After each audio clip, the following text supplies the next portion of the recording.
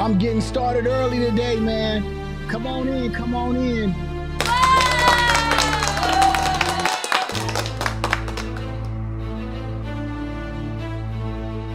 I'm about to get comfortable, I'm about to get comfortable. We don't consistently do what we do. Talking is talk, walking is walk. I'm about to get comfortable, I'm about to get comfortable, Oh, they don't like that. Oh, because I'm here, they ain't going nowhere. I'm about to get comfortable, I'm about to get comfortable, We don't consistently do what we do. Talking is talk, walking is walk. I'm about to get comfortable, I'm about to get comfortable, Oh, they don't like that. Oh. The real question for me is, can I play without cheating this game? The day I can't give the game everything on the floor is the day I'll be done. Lucky for you guys, that day is not today.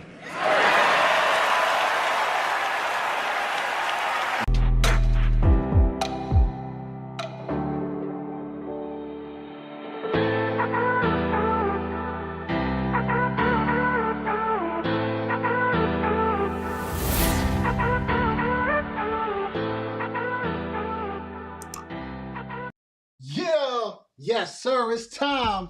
Oh, it's time. Oh, man, I'm happy to be here on a Saturday afternoon. Live stream. I prepared this one last night. You know, I put the notification out on YouTube like 16 hours early. This is the first time I ever did that. And trying some new things out with YouTube and the algorithm and all this stuff.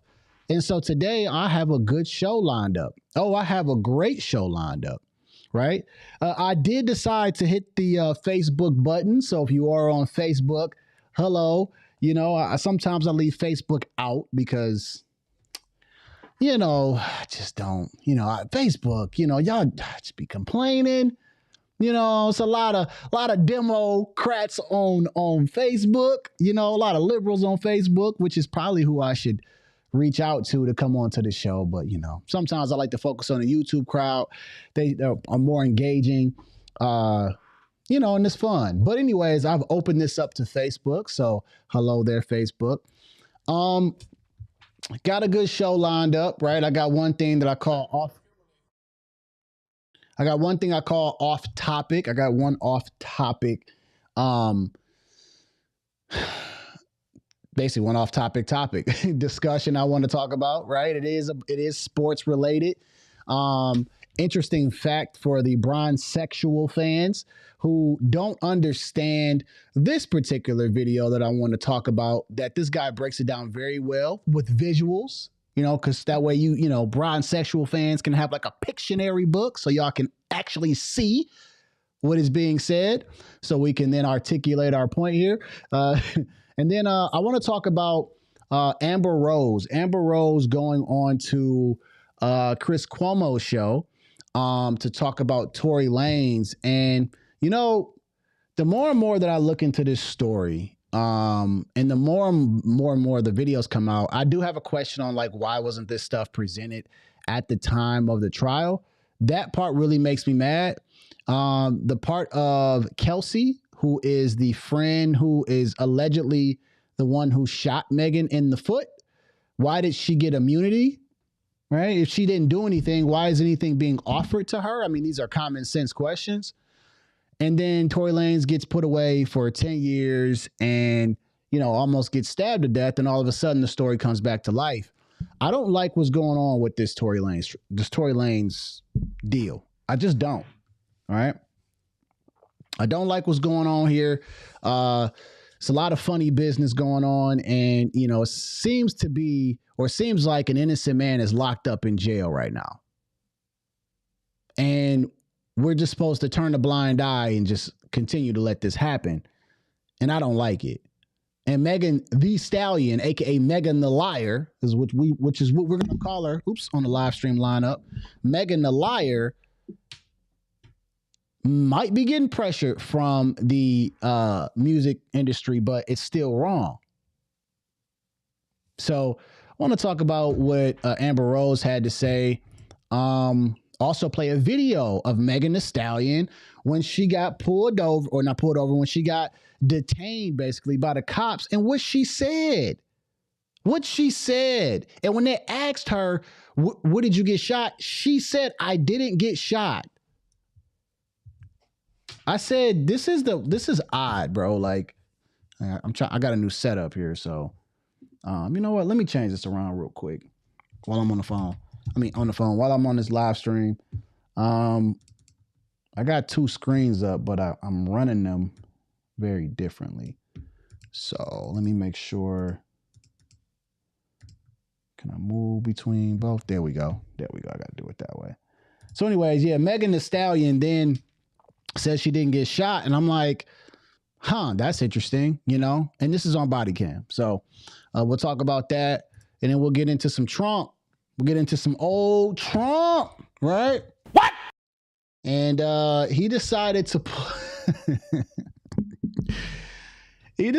pull out a laptop in front of the media so that they could see what CNBC said about the economy, and played it for them to hear.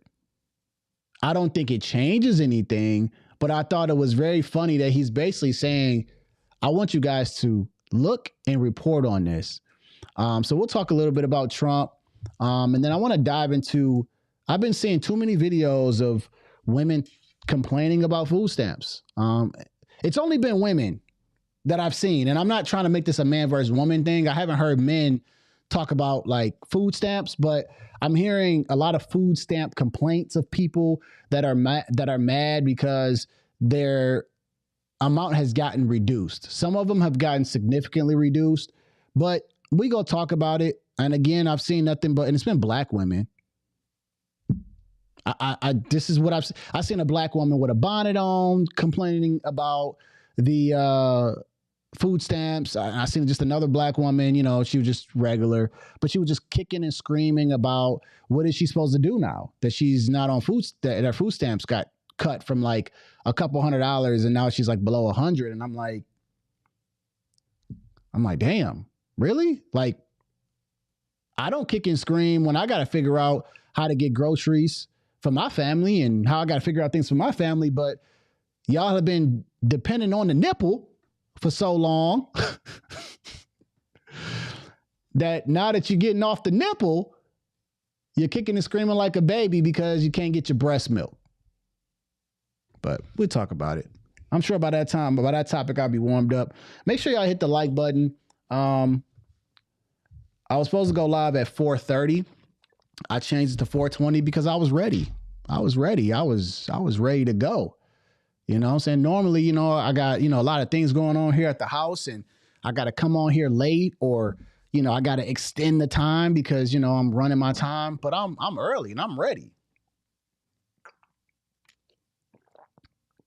This is good, man. It's got blue raspberry, one of those sugar packets in there. Yeah, appreciate y'all hitting the like button on the way inside. Let me take a look and see what we got. Yeah, we got some YouTube action. So make sure y'all also, let me type this in. Make sure y'all hit the like button and then also, you know, super chats is welcome too. Let me just do this. Hit the like. Actually, let me do it on my phone. Shout out to my man Ordis. I actually went live at 4:20. I don't know where everybody's at, but we go cook though. We go cook today, and I'm believing everybody go come here though. You know what I'm saying? Hopefully, Ordis, I put the notification up yesterday at 10 o'clock at night. So hopefully you got the notification. Hopefully it was better. Because I am, again, experimenting with just scheduling my live streams and just putting out like a 10-hour notice before I go live. So hopefully you were able to see that. Let me create this for the top. Shout out to Zach. I got a new setup. I feel like I should have it over here. Maybe not. Maybe right here. Working on a new setup right here, but or maybe I should just put it over here. 1 second, y'all. I need a longer one. Oh, you liar. All right. You know what? Just gonna have to keep it like the original. All right, sorry about that. Let me read Zach's comment. Zach says, yes, the help is needed for some people, but many that receive it don't needed, and color has nothing to do with it. No, I don't think color has nothing to do with it, but I stated that the people that I seen complaining about it on the recent videos on X were black. They were black women. I mean, I don't even care that they were. Like, it could have been a white woman or Asian woman or whatever, but every time I was typing in EBT, SNAP, whatever, it was just black women. I'm like, man, come on now. But it's supposed to be a temporary thing, man. I mean, we get that people go through hard times, right? Like, you know, you may need Section 8, you may need food. That's all there for temporary purposes. But this is the thing. Anybody that I know that has been on Section 8, and I'm a Section 8 landlord, okay? Anybody that I know that has been getting EBT cards, they don't get off that. They don't get off of it. And they sell it. They sell them to people. And it's like, it's an entire game and system. So, you know, unfortunately, I don't know anyone that said, you know what, I just need to go on food stamps for just like a year and then get off. No, once they get on, they stay on. And then they lie to the government. You know what I'm saying? Hit the like button, and then make sure you, if you guys drop a super chat, that's much appreciated as well.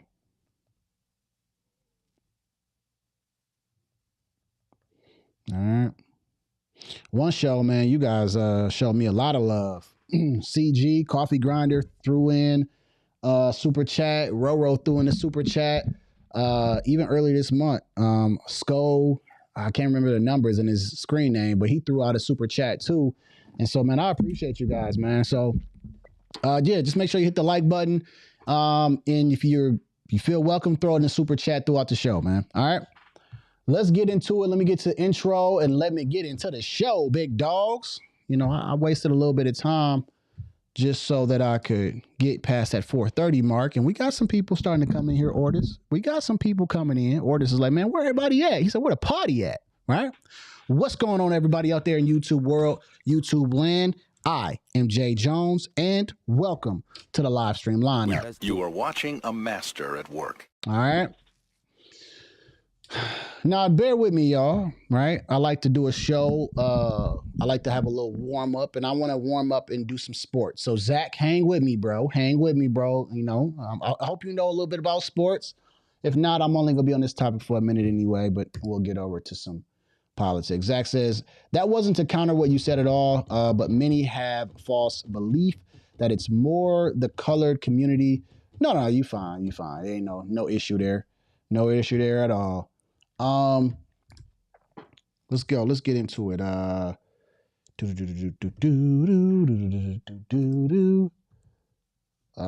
me pull it up. I know I got it here. There we go. Give me 1 second. There we go. Downloads. I didn't download it. There we go. I'm not saying I know I downloaded it now. Throw that on. Oh my goodness. I should probably change this back, my screens. All right. Give me 1 second. All right. Change this to that. Change this to VOT. Jeez. And then this to that. Damn it, man. I gotta change my... I knew I shouldn't have changed my screens. All right. And then I'm gonna go right here. And I'm gonna change it right here. Change it right here. Bear with me, y'all. Then I gotta remove one of these Go players.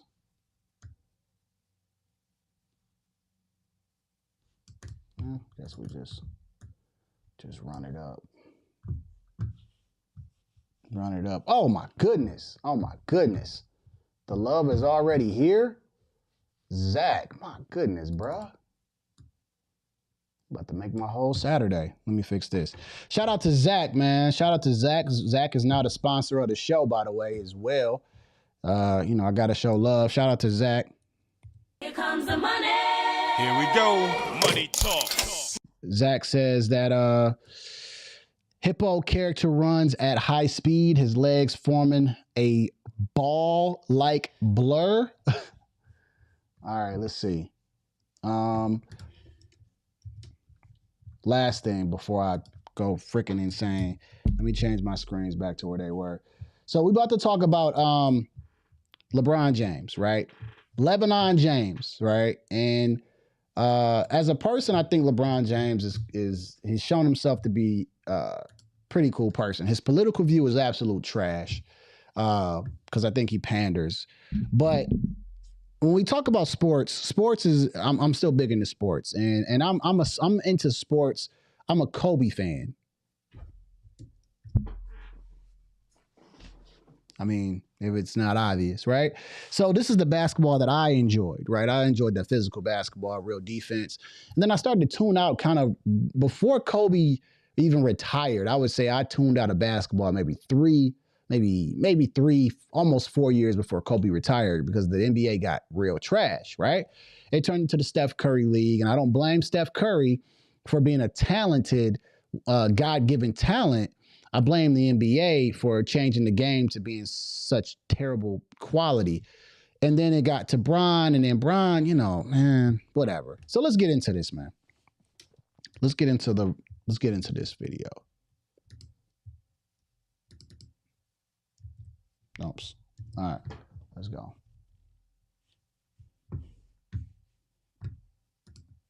Gold player, bingo. We there. Hey, Brown fans, I'm back. Check this out. So today's lesson is longevity stats. Now, what longevity stats are stats you accumulate from being around for a long time. Today, I'm going to show you how LeBron was never top nothing in any of these categories. But by him being around so long, he found his way on the all-time list. Let's check it out. Courtesy of NBA 2K. Now, what we have here is the top 4 highest scoring games of all time. And as you can see, LeBron is nowhere to be found. Kobe number 2, you already know. But Luka being number 4 is crazy. Now, what we have here is the top 4 highest scoring playoff games of all time. And as you can see, LeBron is nowhere around. Most points in a playoff game. Okay. Jimmy Butler and Charles Barkley tied at number 4 is epic with 56. Donovan Mitchell at 57, even more epic. What we have here is the top 10 scoring seasons of all time. And as you can see, LeBron is nowhere here. Before I go further, most points in history, this isn't a single season. Wilt Chamberlain leads. My man Kobe Bryant is hanging down there at 7. Michael Jordan is at 6. Even James Harden is at 10. This isn't a season, okay? All right. James Harden being number 10 is dope. I like that. But yeah, where is your king? I see him nowhere. But on the all-time list, hey, there goes LeBron. There goes LeBron. But you know what else is interesting? We didn't see Kareem on none of them lists, nor did we see Karl Malone on them lists. But we did see Kobe on all them lists, every last one. But I think he like top 10 or top 5 in assists, right? Something like that. Let's go to assists. Right here, we got the top 4 highest assists in the game. LeBron not here. Most assists in the playoffs. He not here. Magic is, though. Top 10 most assists in a season. Man, put some respect on John Stockton's name, why don't you? Before we go any further and before we continue on with this video, I think that, and I got to say this, because I had a conversation with somebody at my job, and he was talking about how Larry Bird, he's like, man, Larry Bird is his GOAT, and he feels like Larry Bird don't get the credit because he's a white guy. John Stockton needs hella credit on his name. He needs hella respect on his name. John Stockton was nice, competitive. Now, he didn't win. That was probably his slight, is that he didn't win. But John Stockton was crazy. Number 1 on the all-time leading assist. Dude, him and Karl Malone were a straight bucket. They were unstoppable with the pick and roll. I'm just saying, John Stockton needs to be entered into conversations when you guys start talking about the best point guards. We cannot continue to skip over John Stockton as if he wasn't nice. John Stockton was nice. And do I think that the reason why Larry Bird and John Stockton don't get mentioned, because Larry Bird got some chips, is because they're white? I do think so. It's the same as it with Eminem, right? Eminem, according to the numbers, he's like the best-selling rap artist. Like, dude is top-notch. Eminem doesn't get the credit that he deserves because he's a white guy inside of a predominantly black industry. And I got to say this every time. Fun fact, Eminem stays 15 minutes away from me right now. Actually, his house got broke into by some crazy dude. I guess he broke in like a few times and went to jail. But yeah, he stays 15 minutes away from me. But anyways, I'm just saying, I gotta be unbiased, and I think sometimes we don't give some of these people credit because it's a predominantly black league, and you know how it goes. But anyways, John Stockton needs more respect. I'm sorry. But when we go all-time career, there go your boy right there, LeBron James. Now look, I'm a believer in the best ability is availability. And when we talk about LeBron, that's where his greatness lies. His durability and his consistency. Now, do I believe he's stat pads? Yes. Do I believe in the past 5 seasons it's been more about collecting stats than winning? Yes. Yes, absolutely. But how we say Kobe is great because of his scoring abilities, or how is Steph Curry great because of his shooting abilities, LeBron is great because of his longevity. That's why he's great, because of his longevity. He's not the best basketball player. He's just been consistent for the longest. And that's great too. That's good too. And because of his availability and his consistency, he's going down in history. That's all I've been saying, man. He's not the best basketball player. Oh, he's been consistent the longest. Oh, that's gotta hurt. Let me shout him out real quick. His name is I Am. Let me get his name on here. You know, I didn't stole his video, so I can at least give him the credit. Here's his name right here. I Am Mega 3. That's where I got it from. He be giving Bron fans hell.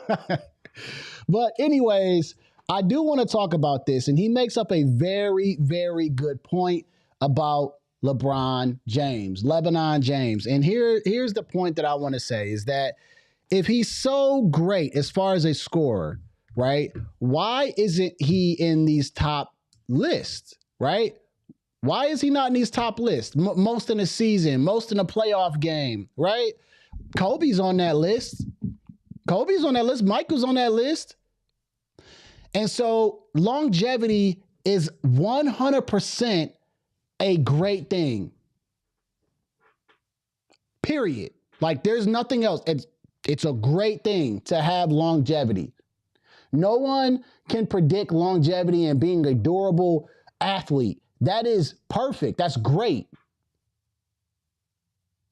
I'm giving that to Bron. Bron has that. That's the eye test that we talk about. LeBron James has been around for 22 seasons, going on possibly 23. However, Bron sexual fans, this is where you have to understand that longevity does not mean the best, because Vince Carter stayed around for a very long time. Kobe played for 20 seasons as well. Longevity does not only apply to LeBron James. And if he's such the greatest scorer, why is he not leading in them categories when it comes to points, when it comes to scoring? Why doesn't he have like 10 scoring titles? He doesn't. He's got one. He's got one scoring title. Kobe's got 2. Just thought I'd say that in there. Kobe's got 2 of them things. But when we talk about a scorer, any basketball fan, if I say you need Kobe and there's LeBron, who's the scorer? Your mind should automatically say, well, Kobe Bryant was the scorer. Like he would shoot the ball and he's going to take the last shot. He's going to take over the game because he wants it. LeBron James is not the scorer that you guys are trying to make him out to be. He's not Mr. I'm going to go get a bucket. No, he's not. He's not Mr. Hey, man, 10 seconds left on the clock, last shot, give me the ball. He's going to pass it up. This guy, Mega 3, is telling you all that's happening here is that he's been around for a long period of time, and that's how you beat out the averages. Some of you probably never heard of Jim Rohn, last name R-O-H-N. He talks about the law of averages, and he talks about the law of averages when it comes to being an entrepreneur or chasing a goal. if you stay around long enough and stay consistent long enough, even if you're not that good, you're eventually going to catch the best people because you stayed around and you were consistent long enough. This is what Mega 3 is saying. The law of averages are working out better for LeBron because he's been available long enough.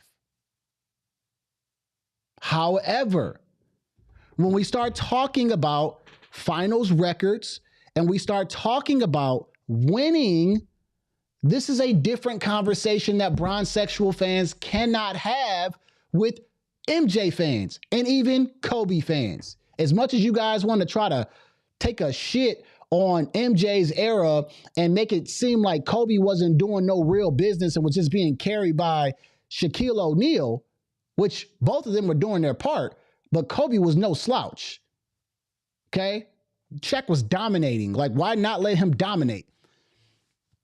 When you talk about actual winning, we have a different conversation for LeBron fans. We do. We just do.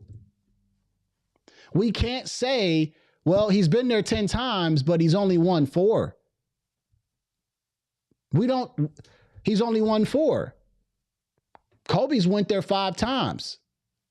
Jordan went there 6. Bird got a few. Bill Russell got a whole. We just talk about winning when it comes to these other players, but when it comes to LeBron, we always had to add like a little caveat in there. Well, he's been around. He's 40. What do you expect? Well, he beat the Warriors, the 3-1 lead. They blew it. Yeah, that's the best in history. But we're not going to talk about when he got totally wiped and swept by the Mavericks his first year of Miami. Which, if you go and read stories now, LeBron fans, since y'all want to throw out irrelevant facts, the Miami Heat were going to get rid of LeBron James after that season that they lost against the Mavericks, his first season. Because they were debating on getting Dwight Howard. Sensational. Because they felt that they could do with Chris Bosh and Dwayne Wade and not LeBron. Look it up. So great. Why would they be thinking about getting rid of King James?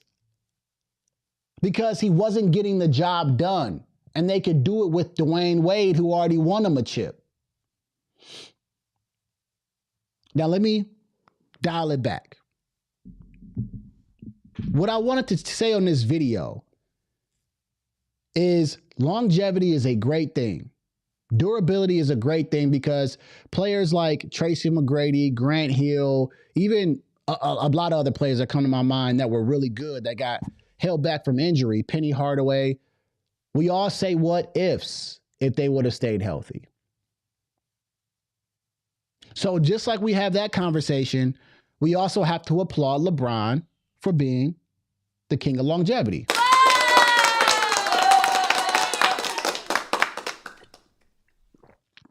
Okay?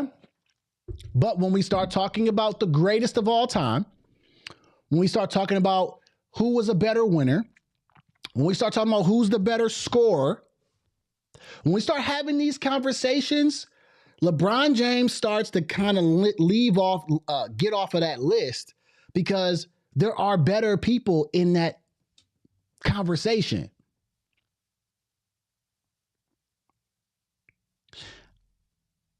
I don't see him being better than Kobe Bean Bryant. Sensational. I don't. I watched Kobe. I watched LeBron. That was my era of basketball. I watched Kobe get his chips. I watched him win. I watched him stay with one team, which is a part of longevity.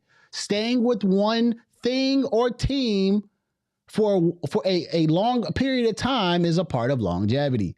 And that's what he did. He won. That's why I can't put LeBron above Kobe. Because LeBron went calling people that he had to team up with to win. Kobe won with what he had. But the video shows it. It shows that just because he's leading in the scoring record, he's not leading in the most in the season, most in playoffs, and probably when his team really needs him. He's just been around for a long time. So LeBron fans, when you see this on replay, go ahead and drop your Bron sexualness in the comments and tell me how I'm wrong and how Kobe was this and that. And go ahead and shit on other eras, because that's what LeBron fans do. They take a crap on MJ's era because as if he created the competition. Competition was what it was, and he dominated. And they try to skip over Kobe Bryant because they totally don't understand basketball and don't get that he was a winner. All right? So I'm off that topic. Sensational. Here we go, right here.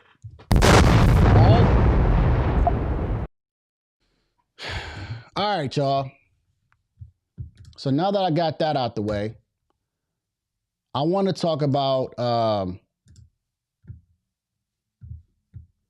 and Kobe's fourth on the NBA scoring leader. He's fourth. Like, let's stop that. All right, y'all. Let's talk about Tory Lanez, right? Again, shout out to the sponsor of the show, Zach. Shout out to Zach. Money talk.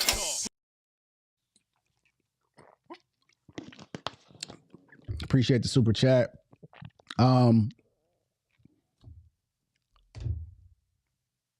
Amber Rose goes on to Chris Cuomo's show, right here, and talks about Tory Lanez. And I think that, you know, I'm gonna be honest with y'all. Can I be real with y'all for 2 seconds? The pardons that old Trump dog is throwing out there, I'm like, what is going on, man? You know, I'm not really a fan of pardons in general. You know what I'm saying? Because, you know, they get a little sticky. You know, like people that they letting out. Like I seen Trump let out Larry Hoover and NBA YoungBoy and Todd Chrisley and whatever. I don't know, right? But when we talk about pardons, I'm like, you know what? I think the one person that deserves a pardon and we need to look into for real is Tory Lanez. Tory Lanez. Let's get into it. Let's see what Amber Rose has recently said about this. All right, joining me now, influencer, TV personality, musical muse, Amber Rose, and now social justice advocate. Amber, thank you. I'm sorry about the technical difficulties. What do you want people to know about why you are advocating for Tory Lanez? I'm advocating for Tory Lanez because the evidence shows that he's innocent, and he deserves to be pardoned by Governor Gavin Newsom. You know, he's 100% exonerated from the gun, and for that alone, he should be home with his family. Well, the DNA showed that it could have been any of 4 people, but he sent the text apologizing, and Megan Thee Stallion and her friend Kelsey there that night said it was him. What do you do with that? Well, I heard the whole story from Tory's mouth. He called me personally from prison, and I now understand why he said sorry, and it's not for any shooting at all. So I'll let him tell that story when he comes home, but the sorry was not for what people think it was for.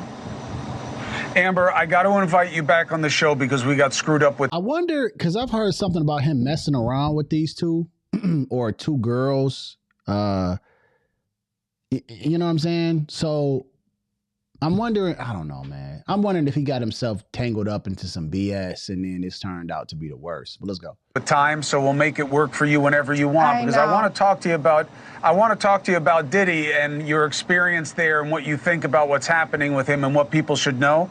But I don't want to choke you on time. But do you think that they're going to make the case against him or no? I think it's just the beginning. I think right now they're just they're trying to paint a picture, but I think there's more to come. Oh, Diddy. Oh, all right. Well, I'd love to have. Oh no, not Diddy. Have you back? Thank you. You know. We'll talk about Diddy in a second. All right. So I agree with you too on that one, Zach. About the eras changing and everything. Like when it comes to basketball. You know, it's hard. You know, everything has advanced. And so, it, you know, for older generation, I mean, if they would have had this technology, then, you know, they would be 10 steps above. But shout out to my man Coffee Grinder in the building. Shout out to Coffee Grinder. You are watching a master at work. Shout out to my man CG. So Amber Rose goes on to Chris Cuomo's show and basically says, hey, I've talked to Tory Lanez and he's told me the story. And you know what I'm starting to think? I'm starting to think, because with that text message, it says, I'm sorry, right? And it can be taken out of context, right? And like I said, I've heard a story about Tory Lanez just kind of being a bachelor, you know what I'm saying? Being a pimp, a little P-I-M-P. You know what I'm saying? I heard he was messing around with two girls, one person that Megan knew or something like that. So who knows what he said I'm sorry for, but just to stick to this, man, when it comes to all this evidence and Kelsey, the friend who was allegedly the person that we believe shot Megan in the foot, right? Just straight. I don't want it. Straight. Got her in the foot, right? She got immunity during the trial. And so I'm like, how do you get immunity when you haven't done anything? That's weird to me. Because you get immunity so that you get, a lesser sentence or totally removed from any consequences. And then you can go and say whatever now once you get that deal. And then it's up to the corrupt government or corrupt justice system to do what they want with that. But now the bodyguard for Kelsey, the best friend who shot Megan in the foot, allegedly, the bodyguard said he overheard a conversation with her speaking to her husband about Kelsey shooting Megan in the foot. Sensational.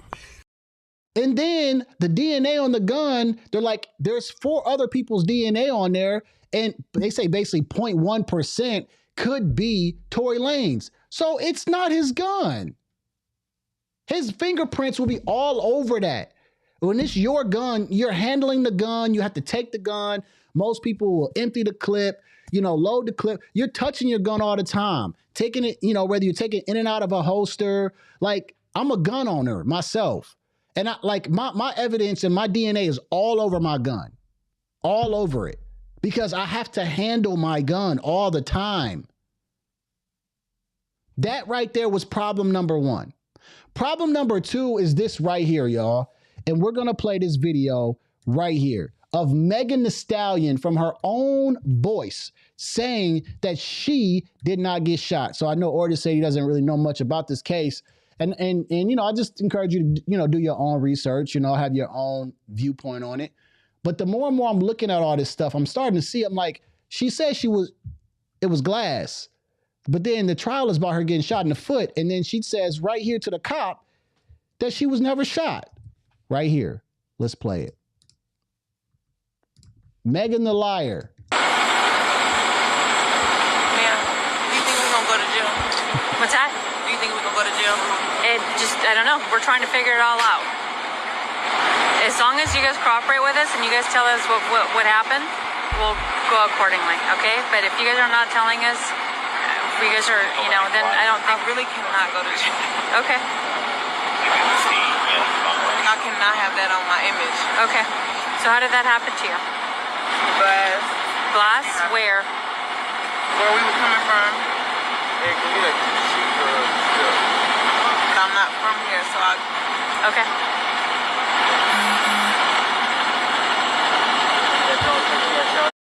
Is that the only place you got shot at? I didn't get shot. So before I go further, make sure you guys hit the like button. Make sure you subscribe. If you're seeing this on the replay, this is on a live stream. Make sure you guys join the live stream. Hit the subscribe button, all right? So she just said that she didn't get shot. So I've heard stories of she was trying to protect him. Did you step on glass or did you get shot in the foot? Because getting shot in the foot is very significant. It's very, very crucial to understanding, was there a gun involved in the first place? If you stepped on glass and your foot started bleeding, we need to know that. Because the doctor says they didn't find any bullet shavings in your foot. So now I'm inclined to believe if a doc says from a report, I don't see any shavings in her foot of bullet wounds, because I know what a bullet wound looks like, then there was no gun involved.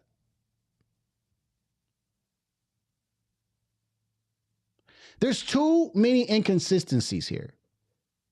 And then not to mention that Megan Thee Stallion has been lying so much during this entire case, saying that I didn't have any kind of sexual relations with Tory Lanez. So then going on Gayle King saying that she did, right? I think she went on Gayle King and said she did. And then her boyfriend, his name was Party something or Partisan something. He was a rapper. They broke up. He made a diss song against Megan and started talking about how she was sleeping around with the baby and was having relationships with Tory Lanez. Sensational. So which one is it? Not to mention she was lying in the court saying, oh, no, we not have no relations, this and that. So she was lying under oath. Too many inconsistencies. And a man's life is at risk right now based off of what Megan Thee Stallion is saying. But in this video, the most important part that I seen was right here. And I'm so pissed that I don't know why this was not a part of the trial. I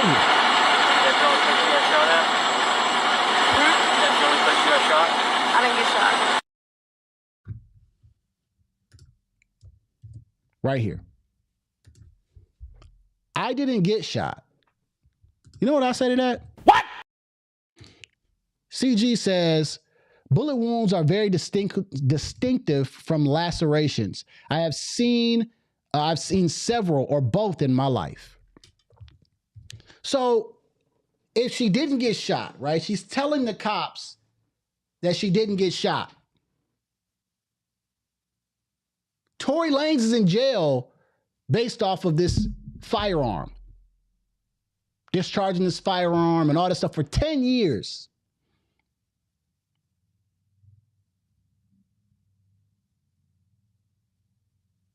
And when this story came out, I remember so many people were burying Tory Lanez. They were burying this man. Even off of the evidence, just looking and sounding funny. Like at the time, I was kind of like, oh man, Tory Lanez not gonna go to jail. I hope he don't go to jail. I think this is just some big publicity thing and it'll go away. And then he actually went to jail because when I started like listening to what was happening up to that point, I said, yeah, this story is all over the place. It don't even make any sense. Like Megan Thee Stallion, Megan the liar is 100% not telling the truth. They're gonna catch her. Which is what I thought. And they didn't. And he went to jail. And I'm like, yo, this is messed up. And then he almost lost his life. And all of a sudden, stuff got real when he got stabbed 14 times. And from I've heard stuff about Diddy, him wanting to testify for Diddy, that happened. But then I hear some stories about they heard that he was ready to come out against Megan, and all of a sudden he gets stabbed 14 times. There's too many things of Rock Nation behind this. There was some lady's name, a lawyer for Rock Nation. Jay-Z's name is on this. It's so much behind this that it's almost disgusting. Because it's like, was this a plan? Was this set up? Like, what happened here? And now an innocent man, I believe, is behind bars for some stupid situation with a female. This is why I tell my god brother Chauncey, right? Sensational. Whenever I could talk to my other god brother, through text message and stuff, man, I just try to tell him, be careful of the females. I know that y'all are young. I said, but some of men's biggest downfalls come from women. And it doesn't necessarily have to be the woman doing the action. It could be just the fact that we did something dumb because of a woman, and now we're in a bad situation. And so I just tell them to be careful. Don't let them try to make you do something like, oh, let's have a baby and all this crazy stuff, because women have a great way of convincing us because they're great. I mean, that's how it works. But this man got into an entire situation all because of a female. Tory Lanez is in jail because either one or two females, because Kelsey, I believe, shot her, or did something. She was responsible for this because 2 women involved and 1 man gets basically put in jail for this. I don't like it. I don't like it one bit. Free Tory Lanez. Free Tory. I don't walk around saying free this and free that because I think that it's ghetto. I think it's dumb. And I will use it when it makes sense. And free Tory Lanez because it makes sense. Free Tory. Until it's backwards, like they say in the hood. And on top of that, I also want to see something happen to Megan the Liar. Oh, Megan the Liar cannot escape this. When she gets caught for lying and, like omitting evidence or omitting the truth, she needs to be brought back to the trial in front of the courtroom, and she needs consequences done because a man is losing years of his life in prison who has children and everything else. Well, meanwhile, she gets to sit and twerk for Kamala Harris at a freaking rally in Georgia and live her life, but nobody's really checking for Megan, but she gets to continue on while he sits in prison for some BS. I don't like it. I don't like it at all. So either you were shot and you know you were shot or you stepped on glass. Which one is it? If the doc is saying you weren't shot, then is the doctor wrong and needs his license pulled because he doesn't know, like what my man CG just said, you don't know what a bullet wound looks like? Let's keep this going. Megan Thee Stallion. Let's keep this going with Representative Anna Pauluna. Hopefully, you're talking about Gavin Newsom out there. They not fast at doing nothing but letting migrants in and running up the budget. Hopefully they review this case and they look at this guy. And I would love for this case to get reviewed. I would love for Megan Thee Stallion to have to answer real tough questions. So that's all I got to say about the Tory Lanez case. Y'all let me know below what y'all feel about Tory Lanez. It's just unfortunate. All right. Shout out to my man Johan. Johan in the building says, Megan the Liar. Sensational. Yeah, I call her Megan the Liar until I come up with a better name. Megan the Liar is what I call her. I don't like it. And the more I keep researching, I'm like, man, free this man. All right, y'all. Let's get into this topic real quick. Let me make sure all my screens is right. Let's make sure all my screens is right. Yeah, let's talk about old Trump dog. Trump dog pulling the Trump card is funny to me, man. I seen this and I started laughing, boy. Let me see. Let me go ahead and get rid of these thumbnails. At the bottom, we talked about Jordan. Let me read your one comment that you said right here before we get off that topic.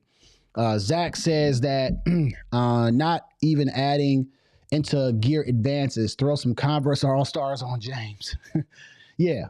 I mean, but here's the thing with all that. Like, to me, that's what the league was. That's what the competition was. We can't just create rules and say, oh, well, like how the bronsexual fans are today. Oh, when they was wearing Chuck Taylors and people in the 80s, they didn't even have a three-point line. And I'm like, but we can't change the rules. That's what the NBA was. That's how it evolved. Like, you can't just disrespect eras. And that's what I don't like about the sports talk only when it comes to LeBron James.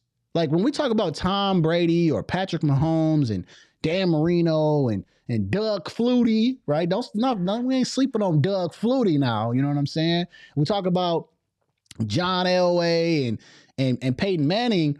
We don't disrespect their eras. You know what I'm saying? We say, hey, they just were great quarterbacks, right? But Tom Brady is the GOAT, right? I've stand corrected. He got 7 rings. Tom Brady is the GOAT. But when we talk about basketball, bronsexual fans just start disrespecting all the eras just so they can say, that's why LeBron James is the king. Okay, but he ain't winning. He don't have a winning record. And then when you start pointing out just the facts, they almost act like Democrats. Like in a conversation, they get super emotional. But anyways, you said Newsom won't. Yeah, that's the thing, and that's why I said he's in New York is just as bad. He's in California, and I'm like, I don't know if Gavin Newsom go do anything. He just sit up in his office and go through hair gel all day. I'm sure his hair gel budget is insane. But when it comes to real problems, he ain't tackling them. And he got a podcast now. Spare me. How's that podcast doing, by the way? I haven't heard anything about Gavin Newsom's podcast. Let me look this up because he had like a few episodes. Like Steve Bannon was on it. Charlie Kirk straight demolished this dude. Sensational. He just made a complete buffoon of him. There was like a couple other people, and I haven't heard nothing else about Gavin Newsom's podcast. So let me see. What was the name of his podcast? Here, go right here. Gavin Newsom's podcast. The Gavin Newsom podcast. So look at that. Let me see. Yeah, he's trying to be conservative, but it won't last long. It won't last long. So the Gavin Newsom show, how many episodes he got? Let's see. Let me see. Updated weekly. 1, 2, 3, 4, 5, 6, 7. He's got a lot of episodes. Is that 21? Yeah, he's got like 21 episodes. Yeah, a day ago. No, so he still got his podcast rolling. A day ago, the title says, and this is more with Speaker Newt Greenwich. Former speaker weighs in on immigration. So he still got his podcast going on. 21 episodes. I ain't gonna lie, man. I can't flinch at that. As a content creator myself, takes a lot of work to stay that consistent. So he's been dropping content since March. Yeah, since March 6th. He's been dropping content. Yep, Steve Bannon. Oh, Tim Walz. Oh my gosh. Tim Walz is the absolute worst. The Democrats really, that was one of Kamala Harris's first terrible decisions. You picked Timmy Walz. You picked Timmy Walz as your vice president. That was mistake number one. But he had Tim Walz on this show. He talks about Trump's tariffs because he's trying to sue him. I wonder how that's going to go. Everybody trying to sue Trump. And then they get to the Supreme Court and then they just get embarrassed. At least that's what I'm seeing. Alcatraz, Trump. Yeah, I'm trying to see what he was actually talking about. Republicans kill Medicaid. Oh my gosh, man. They just keep saying this. This is what should be on Comedy Central. His podcast. Yeah. So he's Gavin Newsom is trying his best to be in the middle. He is trying his best, man. But the problem is people see right through his BS, man. They see right through Gavin Newsom. They see right through this guy. Just like, didn't some just recently come out with something happened to a woman during a sports event? Was it, I want to say volleyball or something? Like there's another incident of a woman playing volleyball and a transgender athlete hurt her or something. Something about a transgender athlete just hurt another female in California. And I'm like, oh, I thought that he had this conversation with Charlie Kirk and how it's unfair and it shouldn't happen. But meanwhile, he isn't making any changes in his state. Like, come on, man. Man, if they get Gavin Newsom up there, I'll be honest with you. I think that he'll be able to fool a lot of people because he's a man and, he's got this Hollywood look to him and he's a slick talker. I mean, from my personal viewpoint of Gavin Newsom and how silly some of these Democrats are, they will be convinced by Gavin Newsom. They'll think that he's really doing something. They'll think that he can really stop like a Putin or really make really crucial decisions because they'll look past the fact that he's a horrible person or a horrible governor. They'll look past everything that's going on in California and say, he looks the part. So I think he could possibly get away with, becoming the primary candidate in the Democrat Party. And, I think it'll be at that point competitive. I can't lie to you. I'm not going to sit up here and say it's going to be a wash. It should be, but I feel like, he plays a really good role. All right. Read y'all comments real quick before we get into this next one. He said, you got to check out a few. Maybe he should spend that time fixing his state. I looked it up. California has a $1.6 trillion debt. How much are they in? Are they in a deficit like Chicago, Ortis, and New York, or are they actually managing their budget? $1.6 trillion debt. I'm just curious. For some reason, I know Chicago has a deficit, and I know New York has a deficit. I wouldn't be surprised if California is, but I can't remember if they are or not. But I know you the man, right? Ortis is the numbers man. You know what I'm saying? That's why he get a blue wrench, because, he be on it with the data. You know what I'm saying? Since he's joined the show, I was like, man, this cat knows man. I'm like, he be on the numbers like Rain Man. So this is why I like Ortis on the show. He said fake ass set and the numbers reflected. What do you mean? Let me. What are you talking about, Johan? You talking about his podcast? That's crazy. And they have no water as a state burns. Yeah, remember? Yeah, how quickly we forget. Thank you, Zach. Remember that? That was the first issue that Trump attacked. One of the first issues he attacked, because dang, how quickly we forget. Yeah, they with the fire. And they didn't have any water in the reservoirs, remember? And Trump was like, listen, I'm trying to get the water flowing in from Canada. He went down there. He went down to California, met with Mayor Karen Bass. And within a couple of weeks, he got the water flowing in there. Freaking hydrants were dry, bro. How do you run a city where you're having issues with water and your hydrants are dry? These are just things that you don't think about because you just expect them to work. But then when they don't work, you're like, wait, what? How did we get to this point? How do we get water into this? When did we not have water into this thing? You know what I'm saying? And then you start dialing into it, and it's been years that those things have been dry. It's like, what? Trump comes in and says, stop the madness. He won't get credit for that either. Stop the madness, works with Canada, and gets the water flowing. And it's just ridiculous. Ridiculous. Let me scroll down. He probably did use the taxpayer money for that podcast, man. And a lot of politicians do it, right? I'm not going to say that, all of these Republicans are saints. I'm not going to say that at all. You're not going to hear that come from my mouth. But, it's definitely starting to be exposed that, these Democrats are using taxpayers' money to do some very odd things, right? You got the Maryland senator flying down to El Salvador, admitting that he used taxpayers' money to sit down with an illegal migrant who's a gang member who beats his wife and who has been asked, or who has a detention, who has he has some type of detention order on him or immigration order on him that he was supposed to be deported.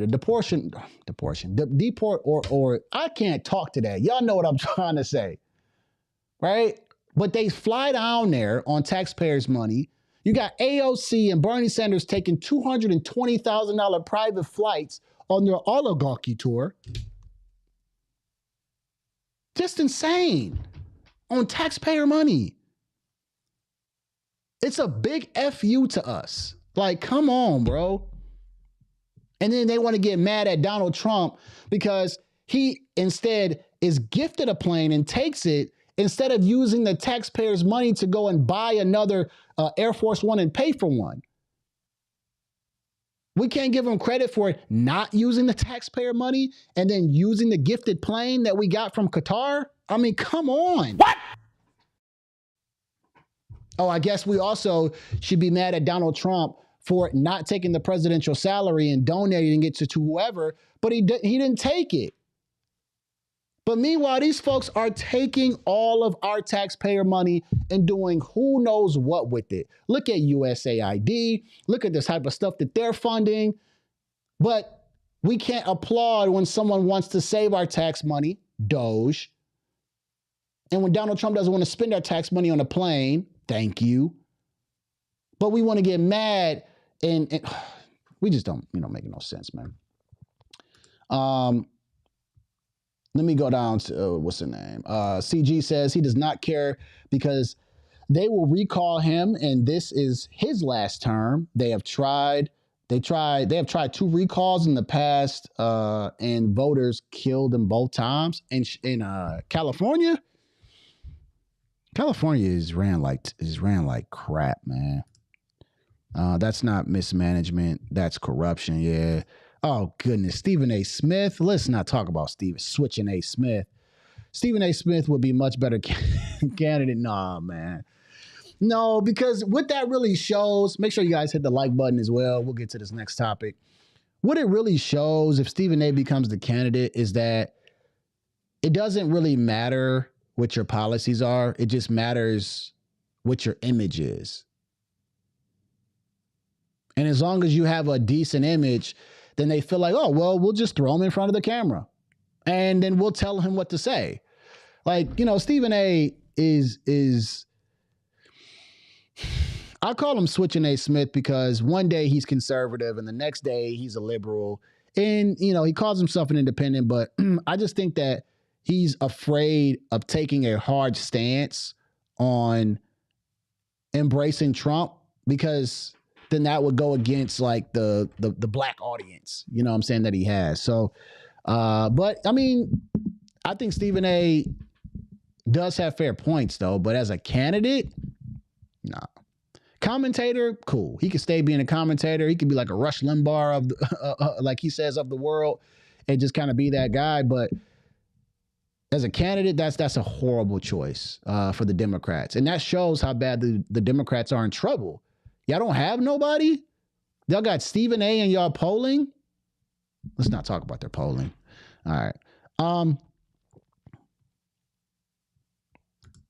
Order says the number is more than double of states like Illinois, New York, and New Jersey. Yeah, man. Let me get into this next topic. Y'all cooking. Y'all doing some stuff. Stephen A. Switch. Yeah, switching A. Smith is what I call him. He never do it, but he can call BS folks as well as Newsom. Yeah. All right, y'all. I want to talk about something, and we're gonna play the video because Trump once again has thrown his balls on the table, and it's another laughing moment, right? I don't know how many of you guys have seen this. If you haven't, just make sure you hit the like button. Let's go through it real quick. Rick Santelli, this just came out, and we'll just play that for a second. Personal income is up 0.8%. That is almost triple the expectations. I'll tell you that the income numbers, really, for the first 4 months of the year, they're stellar. They're really stellar. I mean, I could go back and look at the first 4 months of many different years. Really very strong numbers, and you're right.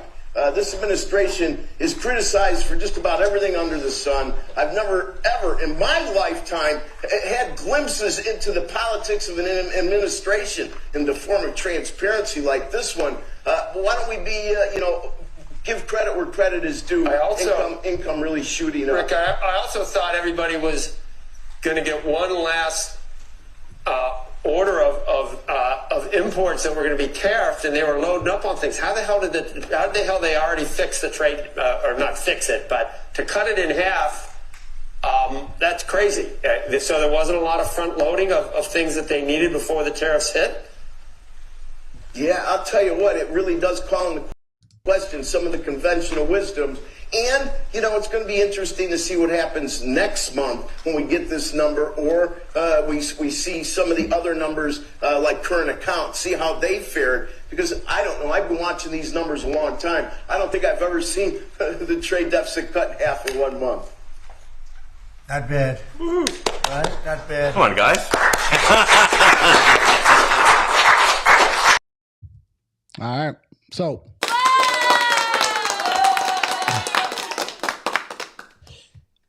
I guess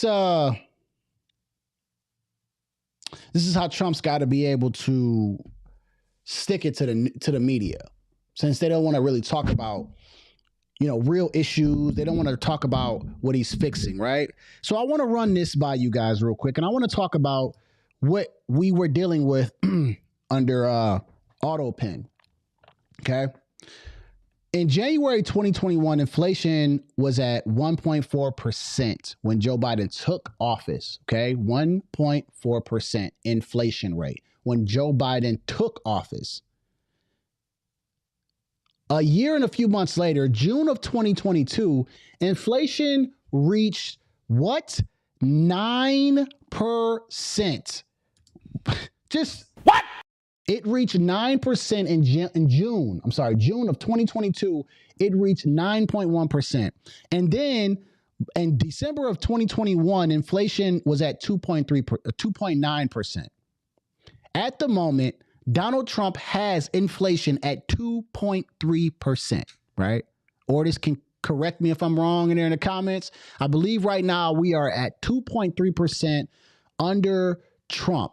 And even in March, it went down. So from February it went down, March it went down, in April, I believe, if I'm not mistaken, we are at 2.3%, right? Let me just read, right? Boom. April 2025, inflation rate has decreased to 2.3%, reflecting ongoing economic adjustments, right? How in the world did we get to 9.1% under Joe Biden and people just forget how horrible the economy was? And you know what I keep hearing from so many liberals? Donald Trump and the economy. Oh, this economy is just blah, blah, blah, blah. I'm like, they must not have seen the latest CPI report saying that jobs were at a record, climbing. They must not have seen the fact that they said that eggs, which we were literally voting on, was one of the issues that we were voting on, is down what, like 90-something%? Oh, gas. I just heard a content creator in Texas mention that gas is at $2.40-something where he was at. And when he was in New York or something, gas was like $3.40. Right now in Michigan, I've seen it, I think at 2.8 maybe, and some gas stations have it at 3.09. So inflation is cooling down. Gas is low. Like the crude oil the barrels are low, is much lower. The groceries are starting to come down. They're coming, like that's what the report is showing. Also, eggs are down when we were complaining about that. How in the world do people forget how horrible it was under Joe Biden or the AutoPen? We're just going to start calling it the AutoPen. Like Joe Biden, we're going to start saying how bad it was under the AutoPen.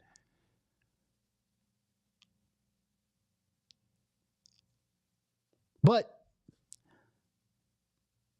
Ordis right here, appreciate you. Coffee Grinder right here says that he's at 2.37, $2.37. And where you at again, CG? Numbers are the numbers. And so as much as the liberals want to try to, make it seem like Trump is doing a horrible job, he's taking care of business. And we see this dude on TV throughout the week, every freaking day, bro. You can't tell me this man ain't doing his job. Even if he getting on TV and going golfing and sleeping right after, he's doing enough where he can come on TV, tell you what he's doing, and then be gone. New Mexico, $2.37 in New Mexico. My man O says that he's got gas at $2.79 and he's in Connecticut.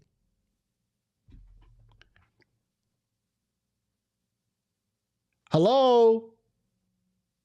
Are we all just in the twilight zone? Are these fake numbers? Are we filling up our gas tanks with fake numbers, or is this real? because I know what it was filling up my Corvette under Joe Biden. Let me talk to y'all real quick, man. I was filling up that damn gas tank with the Corvette. I'm like, damn. Like, I would drive it like, you know, I didn't drive it all through the week. I would drive it mostly on the weekend or whatever. But then it was like, damn, I'm ready to put this car up, save the gas for another week or something. I'm like, this gas is high. Now I fill up under Trump. I'm like, okay. I'm like, cool. We could deal with that. We could fill that up. We could, you know, I'm going to run it out like crazy though, because I'll be stepping on the gas like a mug. Sensational. Well, you know, maybe part of it is just the way I drive it. But anyways, the numbers are the numbers. Right? Or it says the highest here is $5.19 a gallon. Bruh, under Biden, oh my God, under the auto pen.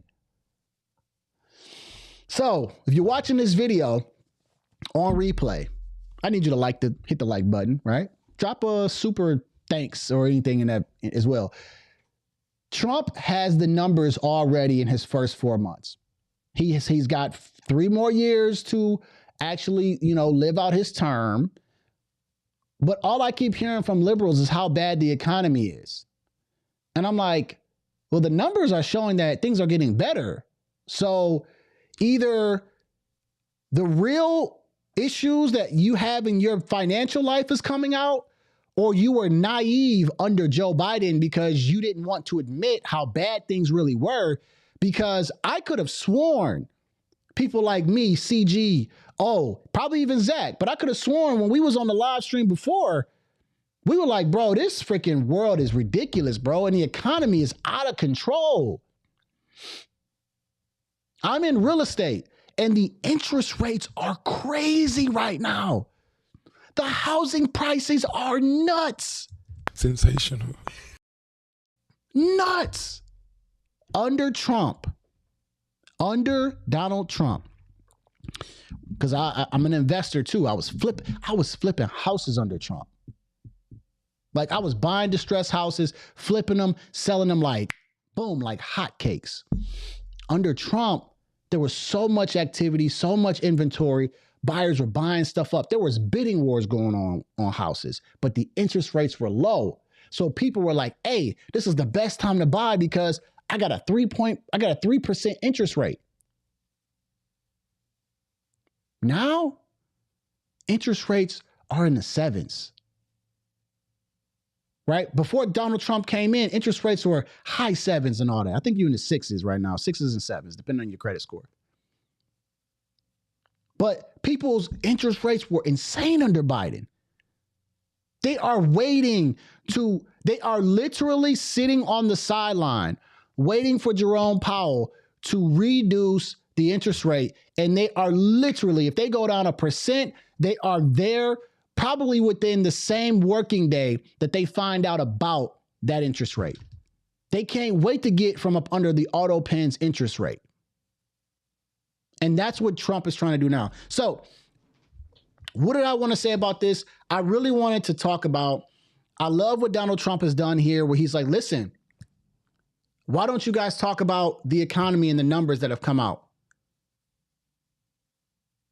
And then what I'm discussing is how in the world do we forget how horrible it was under the auto pen?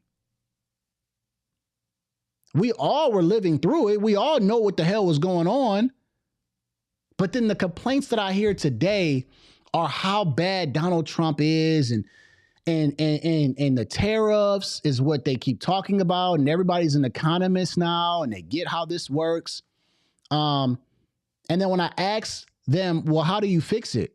Because if Democrats were talking about it, Obama was talking about it, Clinton was talking about it, we obviously all know that it was a problem. Why didn't anybody actually sign up for it and actually do what Trump is doing? Like Trump is literally being okay with stepping in front of the bullet and being the one who goes down because he believes it's going to work. I believe it is too. However, if it doesn't work, it's a risky ass move. But everybody's been talking about it.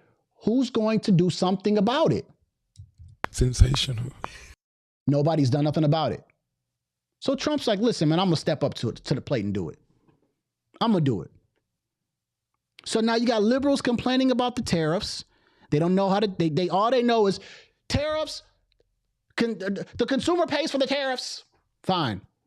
But what if the consumers don't pay for the tariffs? What if this doesn't even go out when Trump's presidency is over? What if this actually lasted for a short amount of time? Also, not to mention, you guys are missing the entire point. Let me sit up in my chair when I say this. Let me make sure my chair is up. You know what they just missed out on is one of the best buying opportunities in the stock market.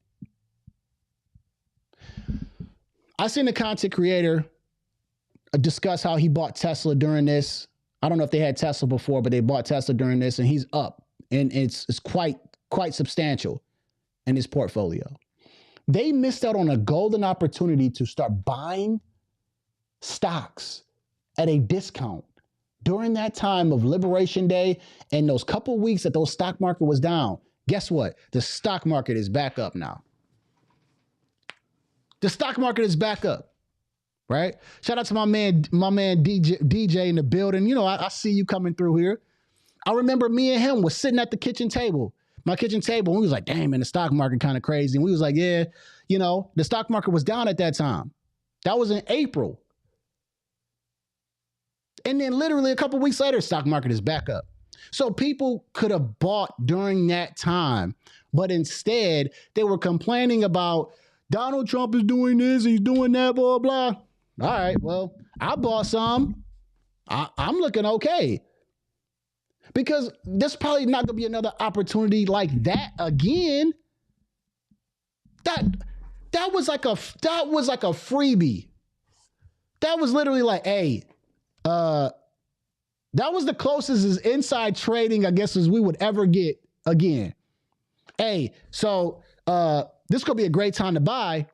You know what I'm saying? I'm gonna do this tariff thing. It's gonna kill the stock market, but just stay in when it goes low. You know how many times I hear all these gurus on YouTube, all these, you know, self-made gurus who know nothing about financial, literacy and all that. You know what they do? They say, buy dip, buy the dip, buy the dip, buy the dip. Then it dips and everybody gets afraid and starts running away. I was like, what the hell? What the heliante? What the heli Burton? I'm like, y'all was telling us to buy during the dip. Man, if I look at the damn Dow Jones right now, I'm like, it dipped like crazy. But people start running away. They start running away.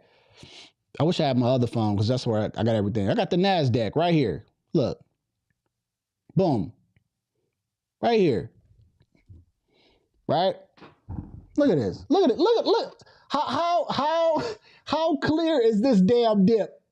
How clear is this dip? Look. That's May 30th, 2025. Now, April 2nd was Liberation Day. Is that not a damn dip? If that's not a dip, then I don't know what is. But what happened was, because I remember I was in Flint and there was a guy and he was investing in the stock market. He didn't take none of this stuff out. He was like, I'm going to ride it all the way up. But during this time, doing this on camera is hard. During this time, everybody was scared. Everybody was scared during this time. But then guess what? Boop. What's that? That's May 30th. Hold on, let me do something. That's a day. What am I doing? What am I doing? 6 months. That's even better. There we go. There we go. Right there. April 4th, because that was around Liberation Day, right? April. Bam, right there. Liberation Day. Dip. And look at this. Boop. Right back at it. May something. I was in Indiana when the stock market went back up. So that's a dip. That's a dip. Stocks was on discount at that point. They were on discount, bro. Anybody could have bought during that time. And you know what I had a conversation with somebody from the gym about? Because he told me about Project 2025. Shout out to you, but I gotta bring it on the live stream. Sensational. He was like, yeah, man, but most people don't own stocks. I said, whose problem is that? Most people got 401, some people got 401ks, a lot of people do. But individual stocks, that was a time to start buying them. Or if you were already buying, that was a time to double down. That was the time that you. I'm not turning this into a financial show, but obviously y'all get what I'm saying.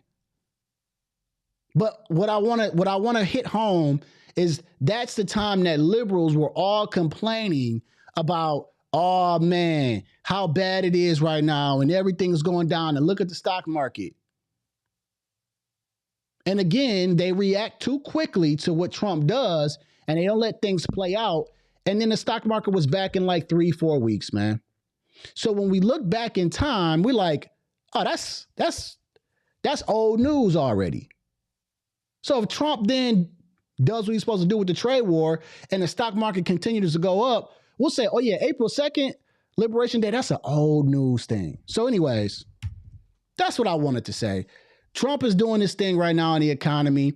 It's only been a few months. And if things continue to go where it's going, in an acceleration rate and things are going in the right direction, we're going to be fine. Let me read CG's comment. He says, I have a 35-gallon tank on my vehicle. It used to cost me $160 to fill up. Now about $90, give or take. Sensational. Those are numbers. Those are numbers. You can't dispute the numbers, man. I mean, what are they going to tell you? What are they going to tell you, CG? Well, what are they going to tell you? Inflation. And it's transitory. It's not real. Oh, you weren't filling up for $160. No, you were not. No, you were not. You're still filling up close to... What they going to tell you? You going to say, no, mother... I know what I was filling up under Joe Biden. I know how much it was costing me to fill up my vet under Joe Biden in my other car. I know what it was, and I know what it is now. You know what a relief feels like. I know you like, well, at least I ain't got to spend a whole nother $50, almost $60. I done saved that. You know, now I can go buy me a freaking whatever you want to go buy. You know what I'm saying? I was going to say something inappropriate, but I ain't going to say it. National average is 6.97%. Shout out to my man, O.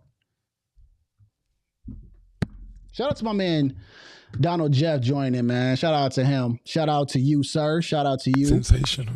All right, hold on. I'll give you this. All right. Yeah, the gaslighting is insane, man. The gaslighting is crazy. I keep my books very tight. I have my expenses for the last 15 years, man. I need to get like you, man. Man, I do my auditing. Not auditing, but my accounting.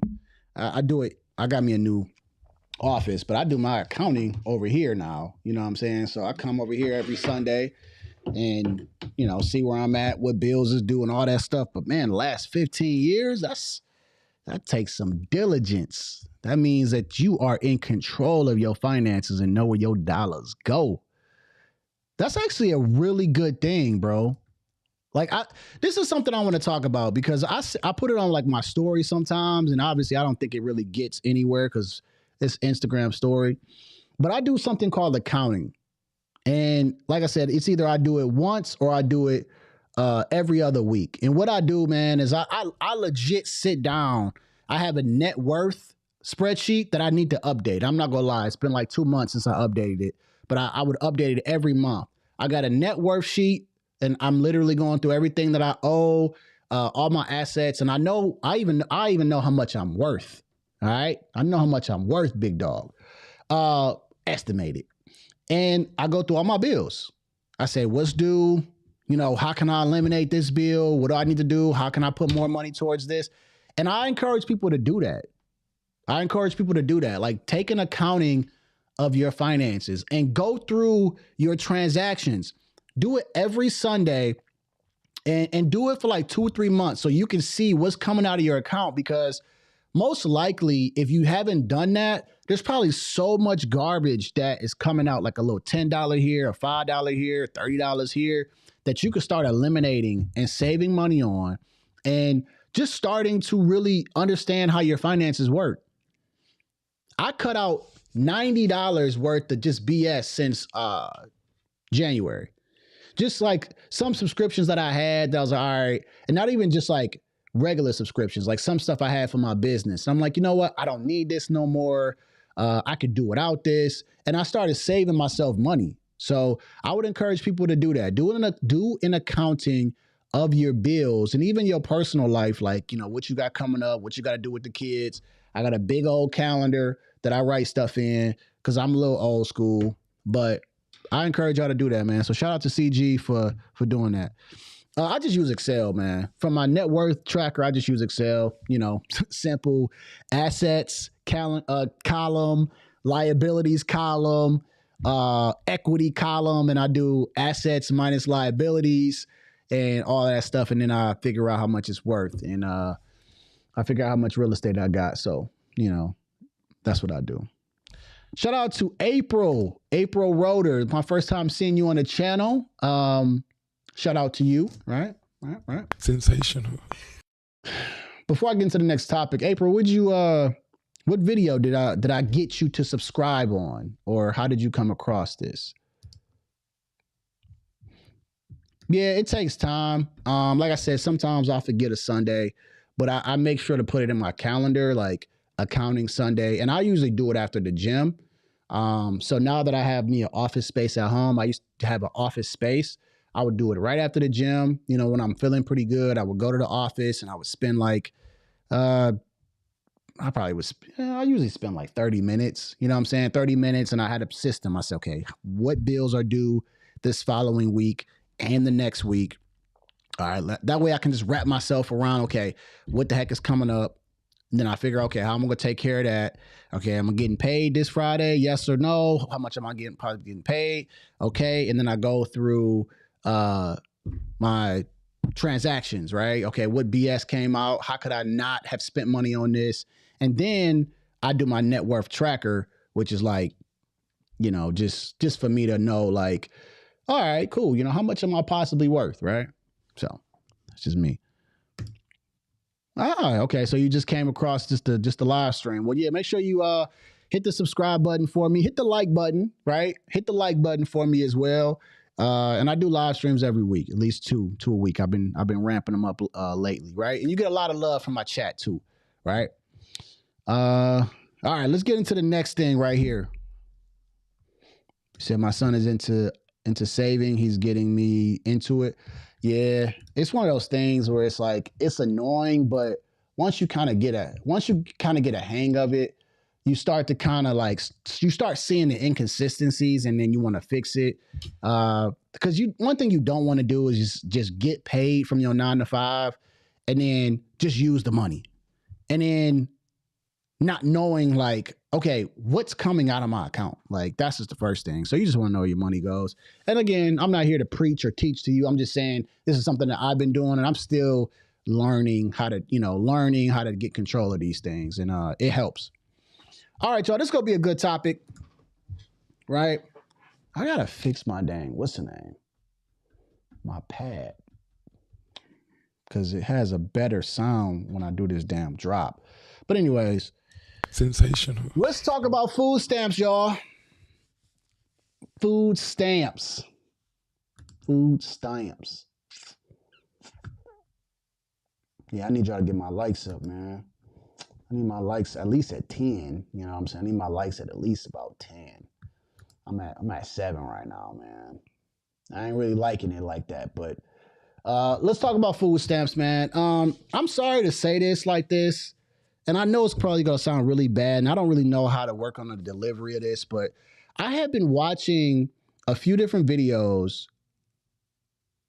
of people complaining about food stamps and how their food stamps have gotten reduced, and they have been black women. It's been black women. And I've seen them with, like, some come on here with bonnets on. I'm like, here we go, looking the part. And then the other ones just talking ghetto, and I'm like, here's the black fatigue, aka I call it ghetto fatigue, right? That way you don't piss off too many people. But ghetto fatigue, I'm like, the ghetto fatigue is setting in, and it's a bunch of black women complaining about food stamps. I'm like, how ironic, because this is the same system where they want you to not have a husband, and they want you to just depend on the government. Anyways, let's talk about it. Let me know your thoughts below on this. Fuck off. If you have children, this lady cusses a lot, right? Ghetto fatigue coming in, so you may want to mute it until the kids come. I'm fucking pissed the fuck off. They cut my motherfucking food stamps to $85 fucking dollars from $738. How the fuck? My thing keeps. Hey, when it freezes up, man. All right, let's go. I'm fucking pissed the fuck off. They cut my motherfucking food stamps to $85 fucking dollars from $738. How the fuck? That's supposed to support a household of 3? For a job that barely even support my basic needs now. Like, inflation is high and the bitch groceries is high as shit. I'm pissed the fuck off. Like, I'm mad as shit because how the fuck am I supposed to survive off that shit? So when y'all see me in the motherfucking store stealing stuff and that shit in my motherfucking bag, nicely act like you don't see shit and mind your motherfucking business because this shit is going. So you about to start stealing? Stealing. And one thing I can't stand is a thief. Off that shit. So when y'all see me in the motherfucking store stealing stuff and that shit in my motherfucking bag, nicely act like you don't see shit and mind your motherfucking business because this shit is going in my motherfucking bag and I'm walking out this motherfucking store with my motherfucking chest up and my head held high and I dare you to try to tell me, hey ma'am, excuse me, because I'm gonna look at you like you fucking retarded and say go talk to Trump about that shit. On my kids, anybody.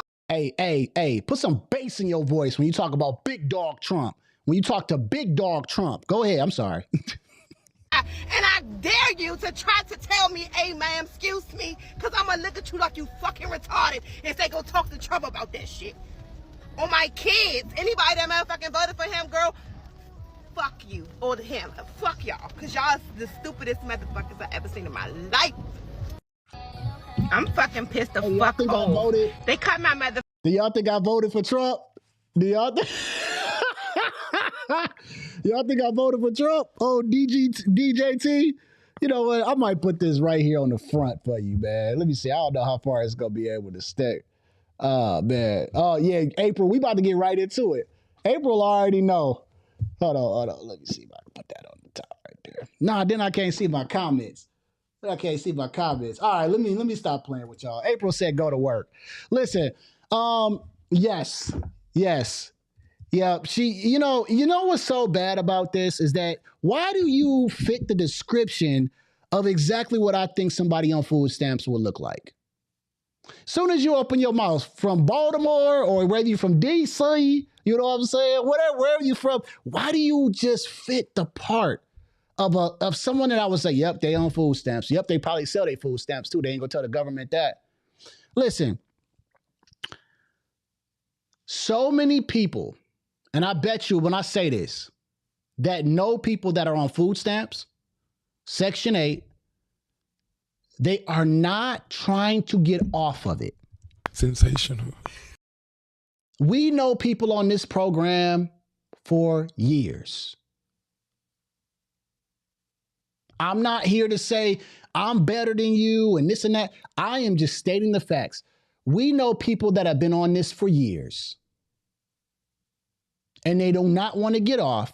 And taxpayers are paying for it, which means we have a say-so when we are upset at watching, Shaniqua, and she keep having kids. Let me tell you something about us. Let me tell you something about a tenant that I had, because I'm going to tell y'all about this. And this is why I'm telling you the mindset of these folks who are getting free money. It just makes them dumber.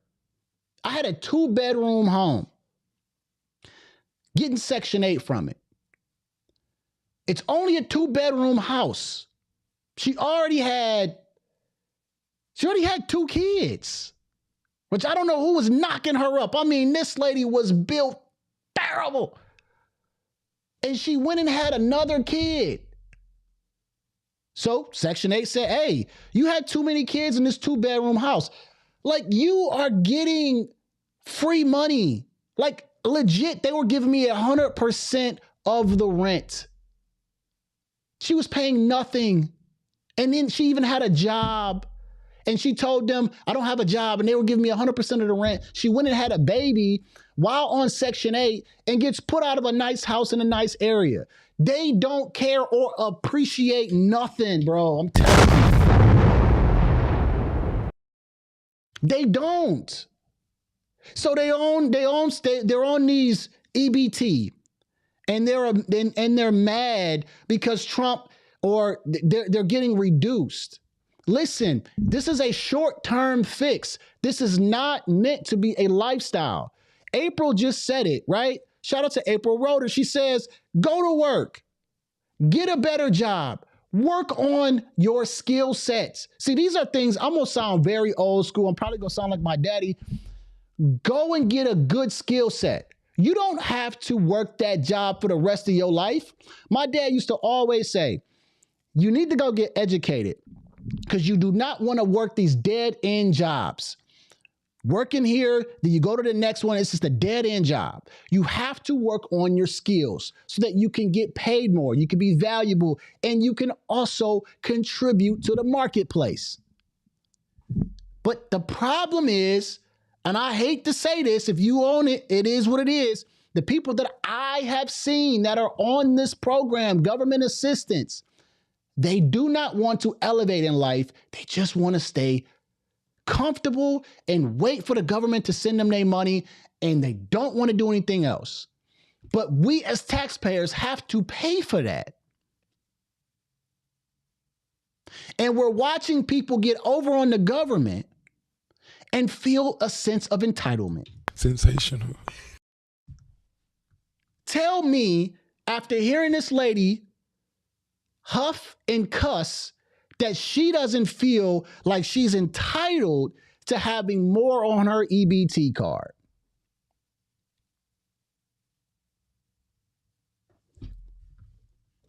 Here we go again. The fucking food stamps to $85 fucking dollars. I'm fucking pissed the fuck off. You're pissed. Okay, so what? They cut my motherfucking food stamps to $85 fucking dollars from $738. How? $738 she was getting before, right? Just sensational. $700 something she was getting in food stamps.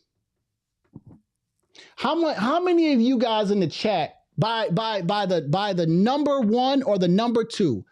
How many of you hit number 1 if you believe that she was selling food stamps or had a high probability of selling her food stamps for cash, not telling the government? Or number 2, how many of you guys believe that she was using the food stamps the right way and using up $700 worth of food to feed her kids? And then my next question is, how many kids do you have? So 1, if you believe that she was selling her food stamps for cash, and 2, if she was actually using it to feed her family. Now, how many kids did she have when she got on the assistance? How many kids did she have after the assistance? So my frustration is how most of us Americans feel about these welfare, these taking advantage of welfare people. We don't like it. We know the system's out there. We know people take advantage of it all the time. We talk about it and we get off of it. But when you want to talk about it in a sense of entitlement, like you deserve $700 something, how in the world do you think someone with a family of 4, where mom has to go to work, dad has to go to work, or vice versa, single parents got to go out and work and take care of their kids, that are choosing not to get on food stamps, that are choosing not to get on Section 8 because they're like, I just got to work my tail off. We should be applauding them. Meanwhile, you getting $700. $700 worth of food. And you know what else they're getting mad about? They're getting mad that recently the Health and Human Services is telling them that they can't eat junk food. Man, you know what? Let me find that damn clip. They can't eat junk food. Let me end this one off before I find the clip. I wish I could just have one of y'all do it while I'm on the show, but I'm going to have to find it. We are tired of the entitlement and tired of people taking advantage of Section 8, EBT, and all these government services that we pay taxes for, just like April said, right? That we pay taxes into for you to take advantage of it and never get better in life. Okay? We're tired of it. We are tired of it. I don't care that you're sitting in your car complaining, yelling, cussing, and screaming about having $700 something and then having $85 when you know what's funny? When a veteran goes and tries to apply for food stamps, they'll get denied. We got people getting denied that actually need it because you have been on it for years. I guess y'all don't want to have that conversation. Y'all don't want to talk about that. What about the people that get denied that need it? And you know what, April? I agree with this point, but I'm also going to add this to it. They don't want to go and work harder on themselves to make more money.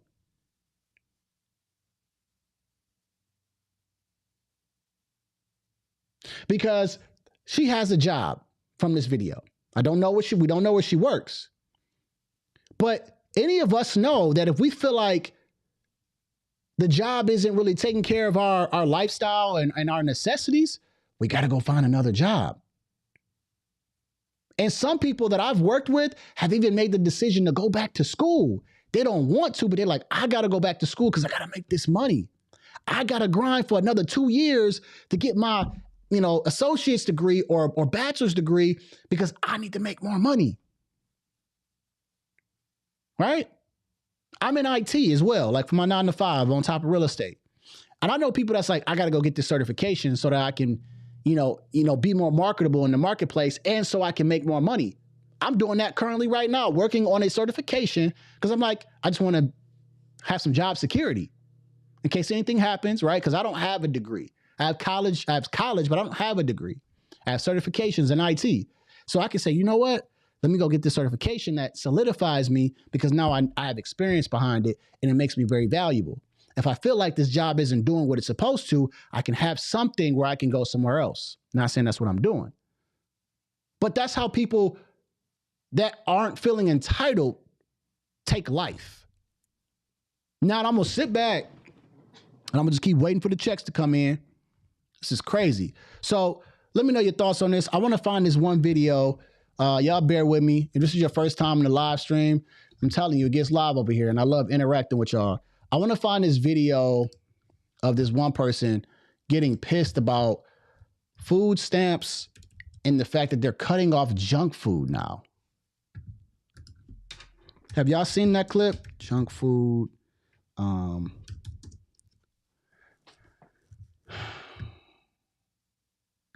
There was a lady. She was going off about it. Damn it. I don't know if I can find it. I think this guy was on.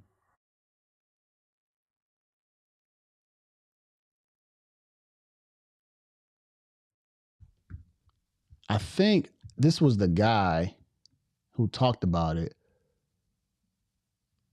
Swiping our EBT at Cookie Crumble? You can't be serious. When was this? This was in 2024. See, look at stuff like... Before I get to this video, look at this, man. Just look at this. I told y'all it's going to be a good show. Swiping our EBT at Cookie Crumble. Looks like we got 1, 2, 3, 4 kids, maybe.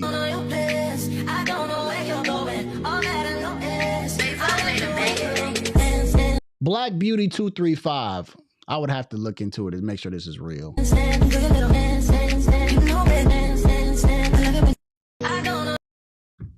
I'm just going to leave that right there because I'm just going to, can't believe it. Swiping the EBT at Cookie Crumble. That is not a necessity. All right, let me get off this because, X be on some crazy stuff sometimes. You never know what you go swipe by.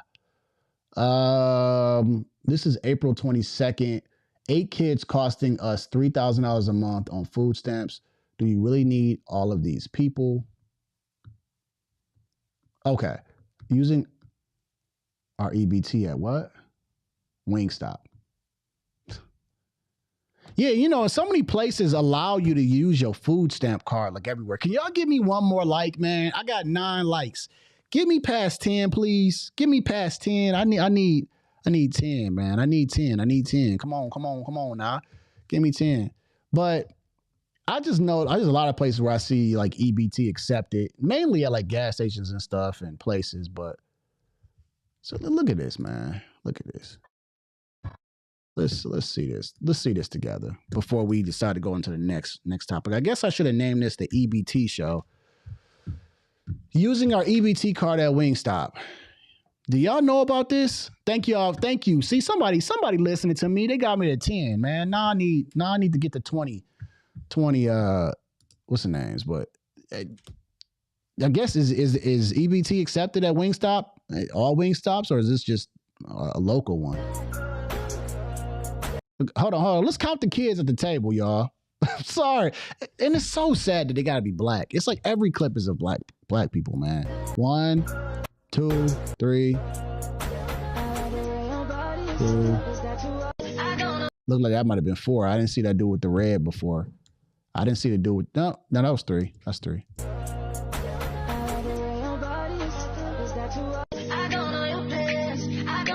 Unlimited snacks at drinks at a gas station. Oh my goodness. How many kids is that? 1, 2, 3, 4, 5. She look a hot mess. Look at her outfit. Now come on now. I'm not no fashionista or nothing like that, but like them shoes, them heels with that outfit just look off, man. But anyways, I'm sorry. Swiping our EBT for a form of payment. That's a steak and potatoes.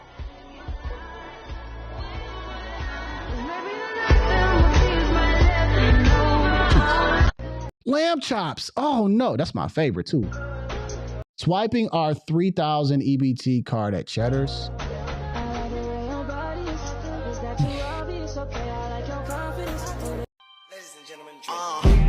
When your 19-year-old sons help you put up $3,000 in food stamps. Wow. Just wow. Okay, I'm sorry. Let me get back on track. This was April 23rd, too. This was actually the clip I seen. I'm going to react to this. Oh, my gosh, man. This is just gets insane. This is today. All right, let's go. And I got one more clip and we off this thing. So the EBT committee is throwing a fit today. Why, you ask? Because RFK and the federal government are looking to ban sugary drinks and candy from the EBT SNAP benefits. The federal government should not be paying for your sugary drink. They should be paying for healthy food for you and your children. I support this. I think a lot of you see this as an entitlement and a way to spoil your children when it should be just a crutch to get you through. Now, with RFK doing this, I have no problem with it. Because if you want to feed your family diabetic food and food that's not good for them, you should do it on your own dime, not the federal government's. You want a handout, accept what you get. If you want to spoil your kids, do it yourself. Get a fucking job. Now that this is happening, we're going to see a lot of change. A lot of you are going to go to work and you're going to want to do better because you want to do good by your children. I truly believe that. But not on the government's dime and not on taxpayers' dime. Let's get at them. See, nothing but facts here. Nothing but facts here for him. Sensational. Nothing but facts here.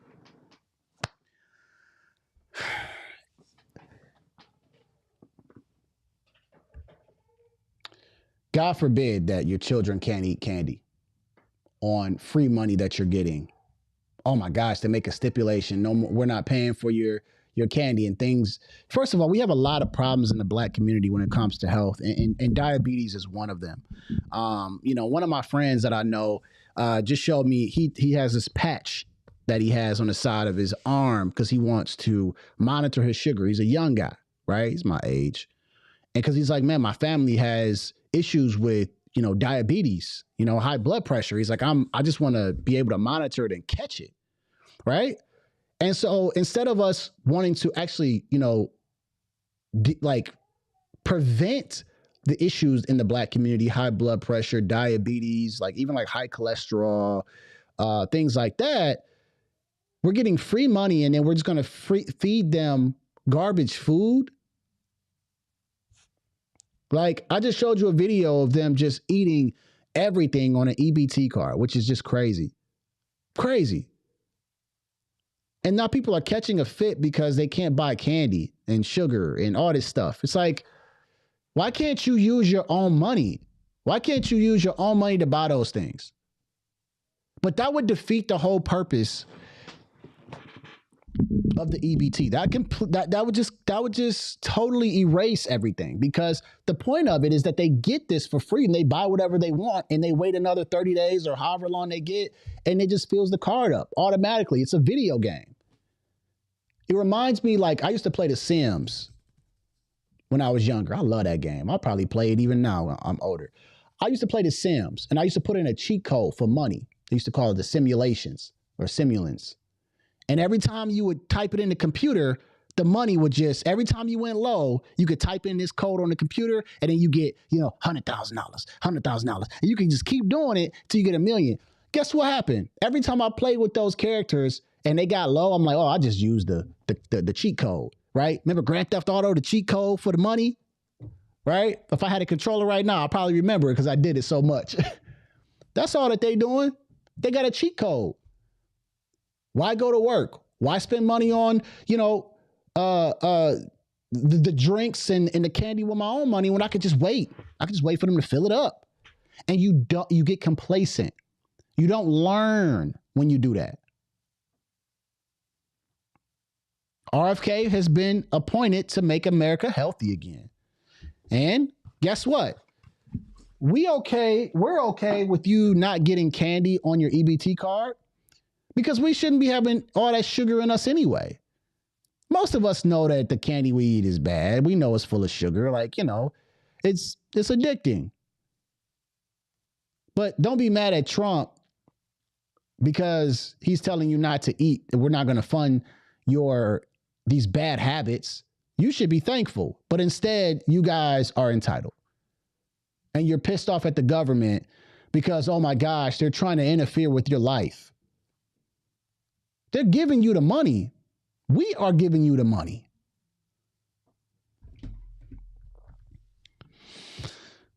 I can't, April says, I can't eat like that, like them, and I work. I can't either. I have to plan. I got a plan to eat like that. I got a plan to go on a date. They just, my card's filled up, and they just wait. Yeah, I've seen it firsthand. I had family members that was on food stamps, and they would literally be down bad, and they'll just keep calling the phone. Was it Marvin? No, that's for unemployment. They'll keep calling, and then when the money drop, all right, y'all, let's go. And it's just like, dang. So you just down 1 minute, and then as soon as you get the card, y'all go and spend the money on whatever accepts EBT.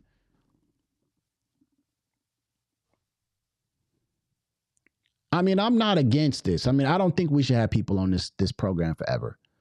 Many people agree with this.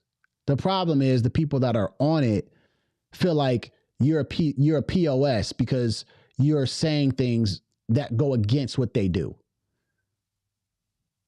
I'm okay with Section 8. I get Section 8. I have a Section 8 tenant. All right. I actually had 2 at one time. I get it. But it's not meant to be on it long term. Once you get yourself situated or you get yourself in a position where you can make more, you should start trying to get off of that and take care of your family with your own money.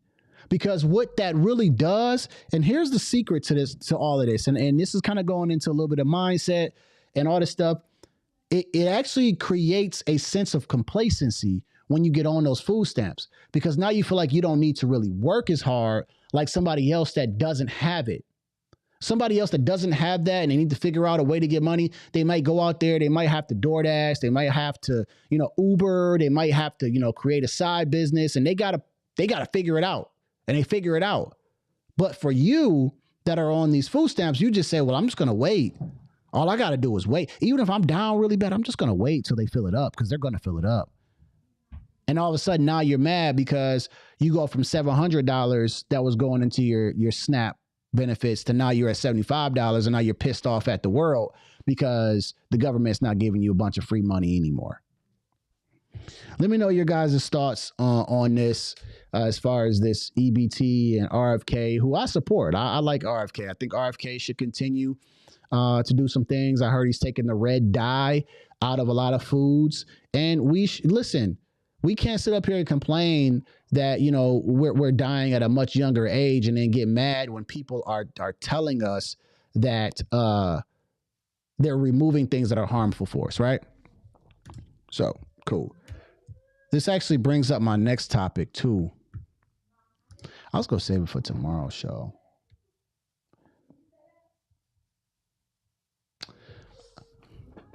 Let me see. The COVID vaccine. Should I bring that up right now? Let me see. Let me think. I'm going to say that for tomorrow's show. Tomorrow's show, I'm going to talk about the COVID vaccine from RFK. And I actually might make that the headline. So I want to react to the last topic of the show here. Make sure you guys hit the like button too. Hit the like button for me. Shout out to James Klug. I think that's how you say his name. He basically went onto onto the beach or just out in public and were asking liberals and even Democrats. He was asking liberals and Republicans, people who voted for Trump, basically Trump supporters, hey, do you regret your vote? Because he's like, hey, I see the media saying that people are here regretting their vote. And he went out there and asked them and didn't find one person that said that.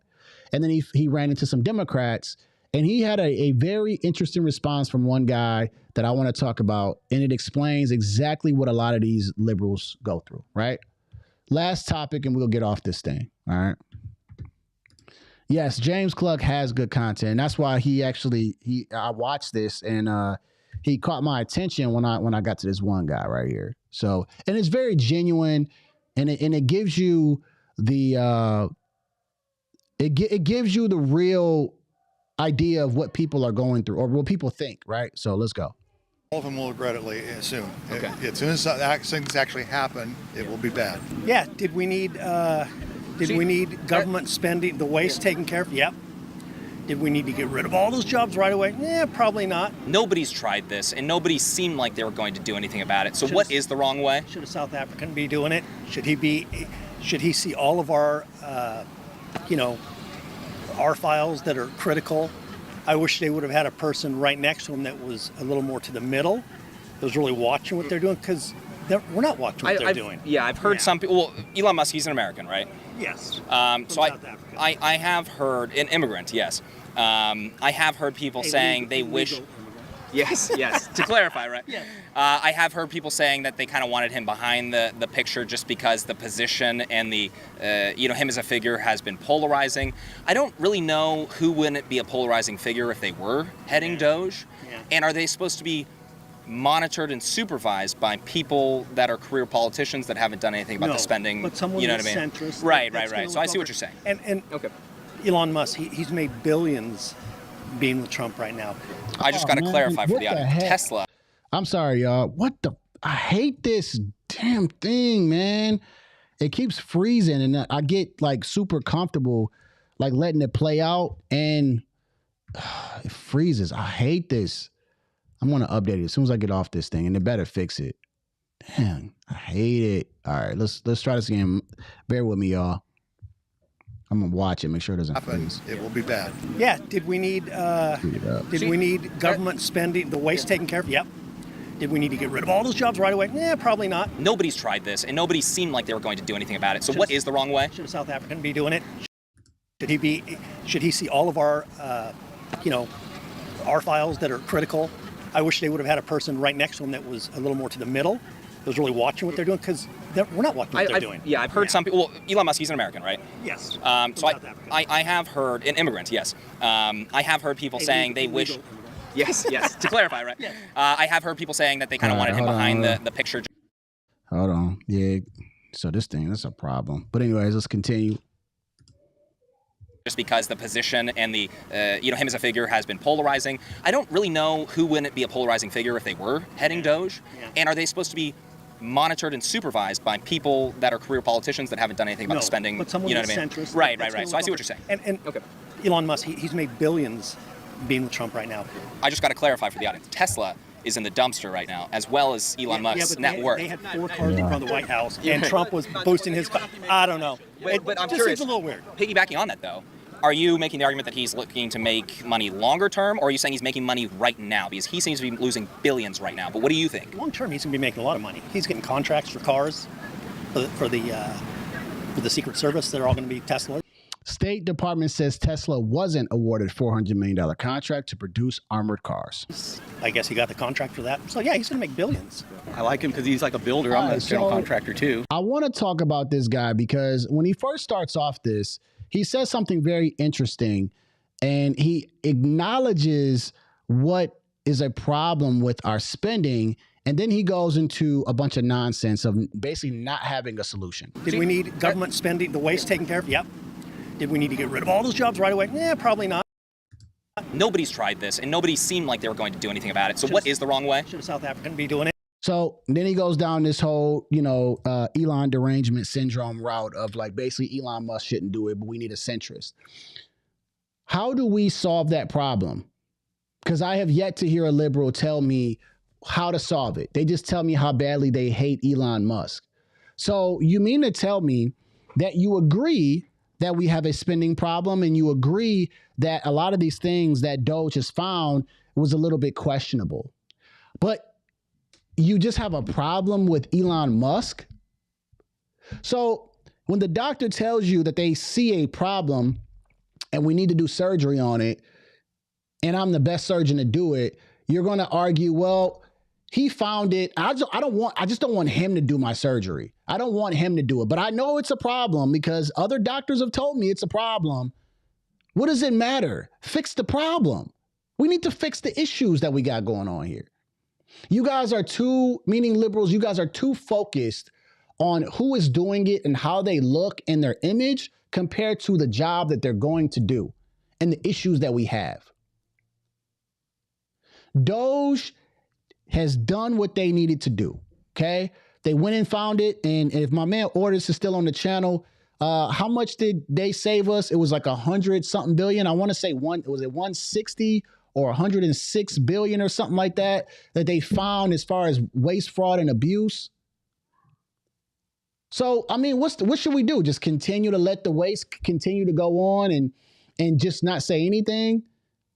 But then when things get tremendously bad, meaning if we go bankrupt and all this stuff, then we're going to kick and scream that it's bankrupt. And then we're going to blame whoever is the president at that time about whatever the hell is going on instead of being proactive. But he has a problem with Elon. And then he goes on and he says something that's not true, which is that Elon Musk is making billions of dollars. And I had this conversation with the guy in the gym that's saying Elon Musk is making like X amount of money per day. Bro, Tesla was tanking when they were doing the Tesla vandalisms. The stock was just going down, right? Shout out to my man. Oh, he says they have no solutions. They have hatred that drives their everyday life. He was losing money. Running to help Donald Trump. He was losing money. And this guy in the gym kept telling me, oh, he's making billions of dollars per day and this and that. And I said, from what? He said, Trump's out there golfing and we're spending this much money on Trump. I'm like, so now you guys care about where that money is going, but you don't care about where our tax dollars are going. That's funding things that we don't need to fund. Why are we funding sex operations in other countries and all type of weird stuff and LGBTQIA comic books in Peru or where? But you don't care about any of that. But you care about what Trump is doing, what Elon is doing. Make this make sense to me. We need to save America, not worry about, oh, Trump's going on a golf trip for this, and Elon Musk is doing this. These people are billionaires. This is what you guys don't understand. What are they going to really gain from all this? They got billions of dollars. Elon Musk was literally sleeping, and I believe sleeping in warehouses and stuff, and he doesn't even own a house to this day. He doesn't walk around dripped out in all type of designer stuff. He doesn't even care that much about money. He cares about being successful. Donald Trump wears suits every day. He's a billionaire. Like, dude donates money. He donates his salary. He gets a gift from freaking Qatar, and he's like, all right, cool, I'll take the gift. Instead of having the American people pay for a plane, I'll just take this. Like, these people don't even look at money the same way we do. We're the ones, meaning just regular everyday people, down here trying to make it in life, and we look at money much differently. What does $1 million do for Donald Trump?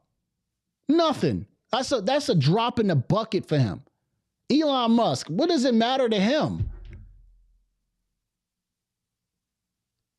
These folks are the same people who are supporting Bernie Sanders and love Bernie Sanders, talking about the oligarchy, while they're taking $221,000 private jets all across freaking the United States. They're trying to fight against the oligarchy and rich folks, but they're doing things rich people do. I just don't get it. Ortis said it the best, and he's saying it just like how I'm saying it right now. They're complaining about things they have no solutions for. They only can say Trump bad about everything. And when you ask the probing question of how would you handle it, they have no response.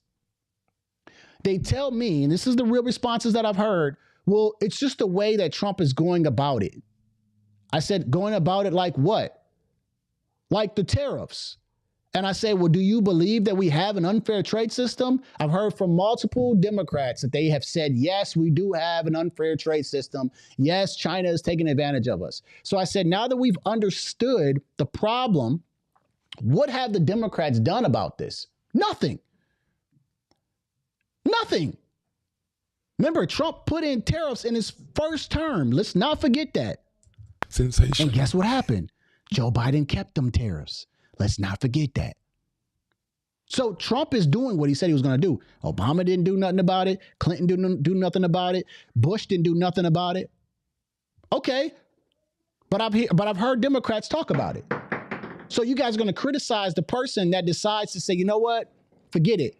I'm going to be the one that gets in front of this, and I'm going to try it, and I'll take all the heat for it, but I'll be the one that actually puts this forward.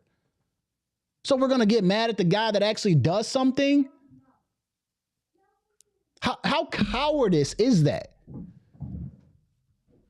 For real. Like April. That's like April saying, you know what, Jay? I'm going to fix this. I'm going to fix this. Whatever it is, I'm going to fix it. And I say, okay, cool, April.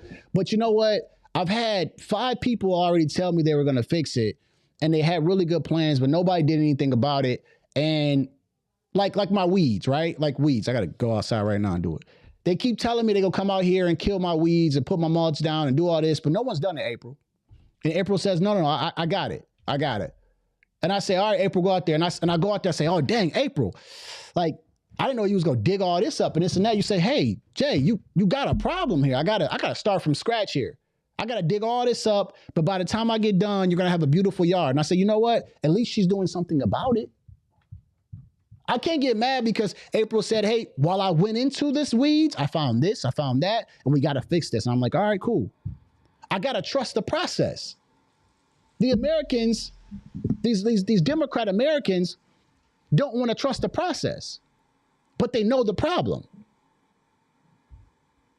They know the problem. What do I look like telling April, now you need to stop pulling up my weeds and doing my landscaping because I don't like it? You say, well, all right, Jay, I can leave, but like your yard is torn up right now because I'm trying to fix it. I'm like, all right, cool. I got to trust the process. We all got to trust the process. Can't get mad because the stock market dips one day and then 3 weeks later, 3.5 weeks later, it's all the way back up. So like, what are the answers, Democrats, other than sitting and sitting in Congress like Cory Booker for some 24 hours doing absolutely nothing, sitting on the stairs of the Capitol on a Sunday afternoon doing absolutely nothing, just doing these stand-ins and sit-ins. What the hell are you guys actually doing? Nothing. You guys are being destructive. You guys are being just throwing out all this demonic, you know what I'm saying, symbolism and behavior that you want these children to be into. You guys are just being defiant against Trump just because that's just what you got to do instead of working with him. Like the Democrats are showing themselves of doing absolutely nothing. Nothing.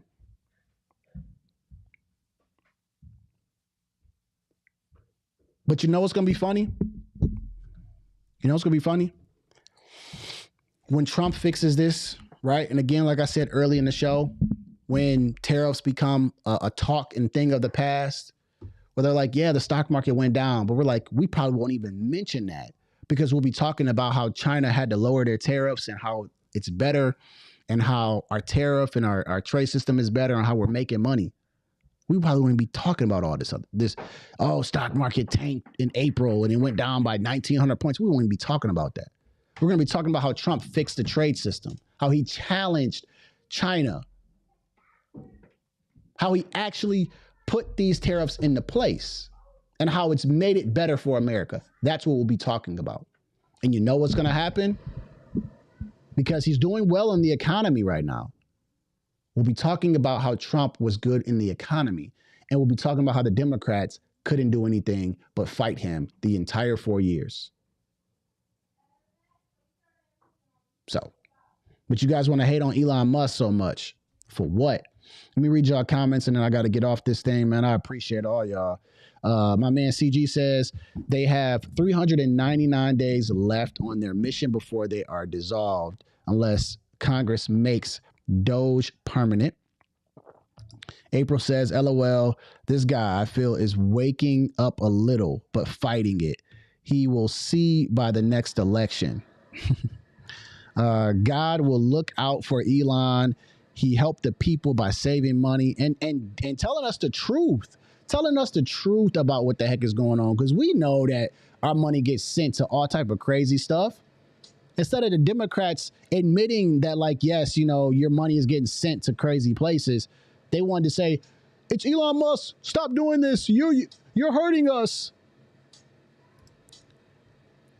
You know what's going to happen in 2026, April, and I really believe this. We're going to see more Republicans that are going to win in states that are supposed to go Democrat.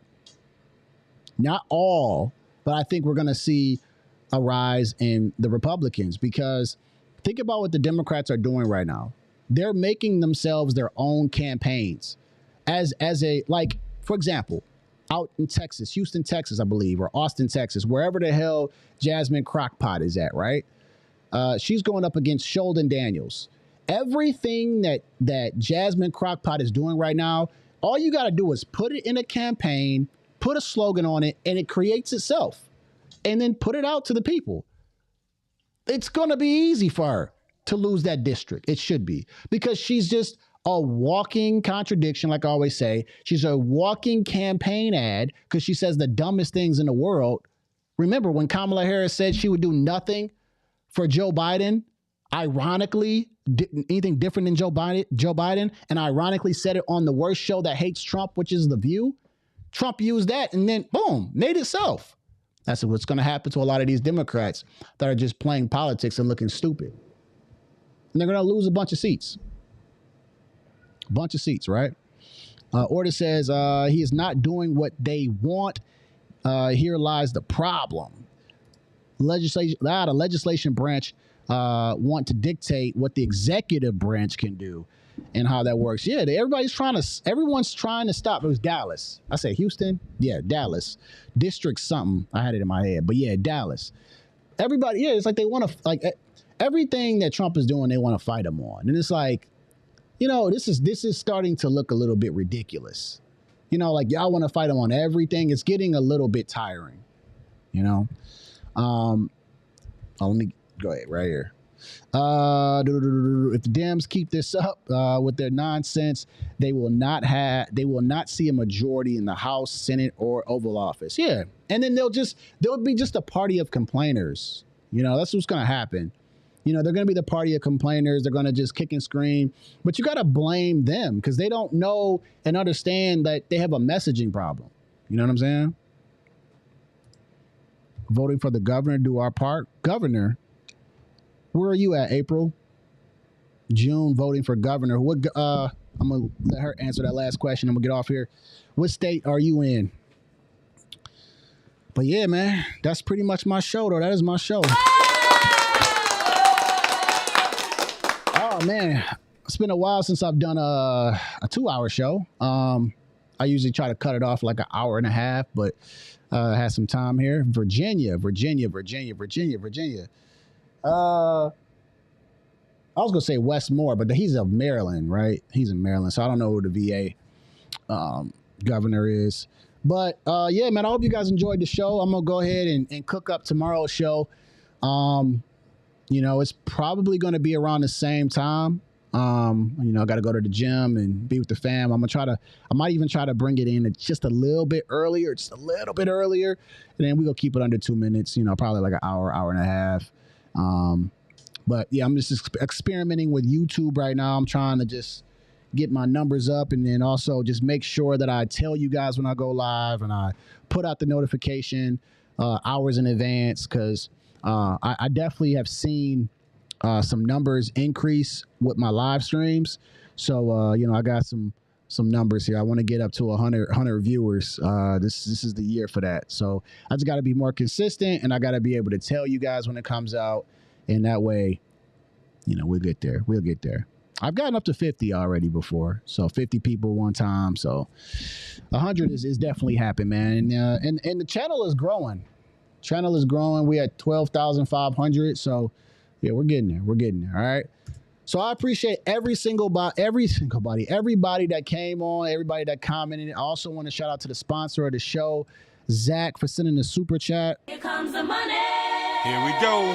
Money talk. Shout out to Zach, man. If this is your first time joining the show, make sure you guys subscribe, right? And again, just like I interact with everybody through the show, whether you agree or disagree with me, it is what it is. This is a fair show. I actually like when people disagree. It actually makes it really fun. And we're going to have some fun. So make sure you guys join the next show, all right? With that being said, I'm out of here. Like I say, after every video, that this is chess, not checkers. I'm going to see y'all at work. You are watching a master at work. I'm about to get comfortable. I'm about to get comfortable. We don't consistently do what we do. Talking is talk, walking is walk. I'm about to get comfortable. I'm about to get comfortable. Oh, they don't like that. Because I'm here and they ain't going nowhere. I'm about to get comfortable. I'm about to get comfortable. We don't consistently do what we do. Talking is talk, walking is walk. I'm about to get comfortable. I'm about to get comfortable. Oh, they don't like that. The real question for me is, can I play without cheating this game? The day I can't give the game everything on the floor is the day I'll be done. Lucky for you guys, that day is not today.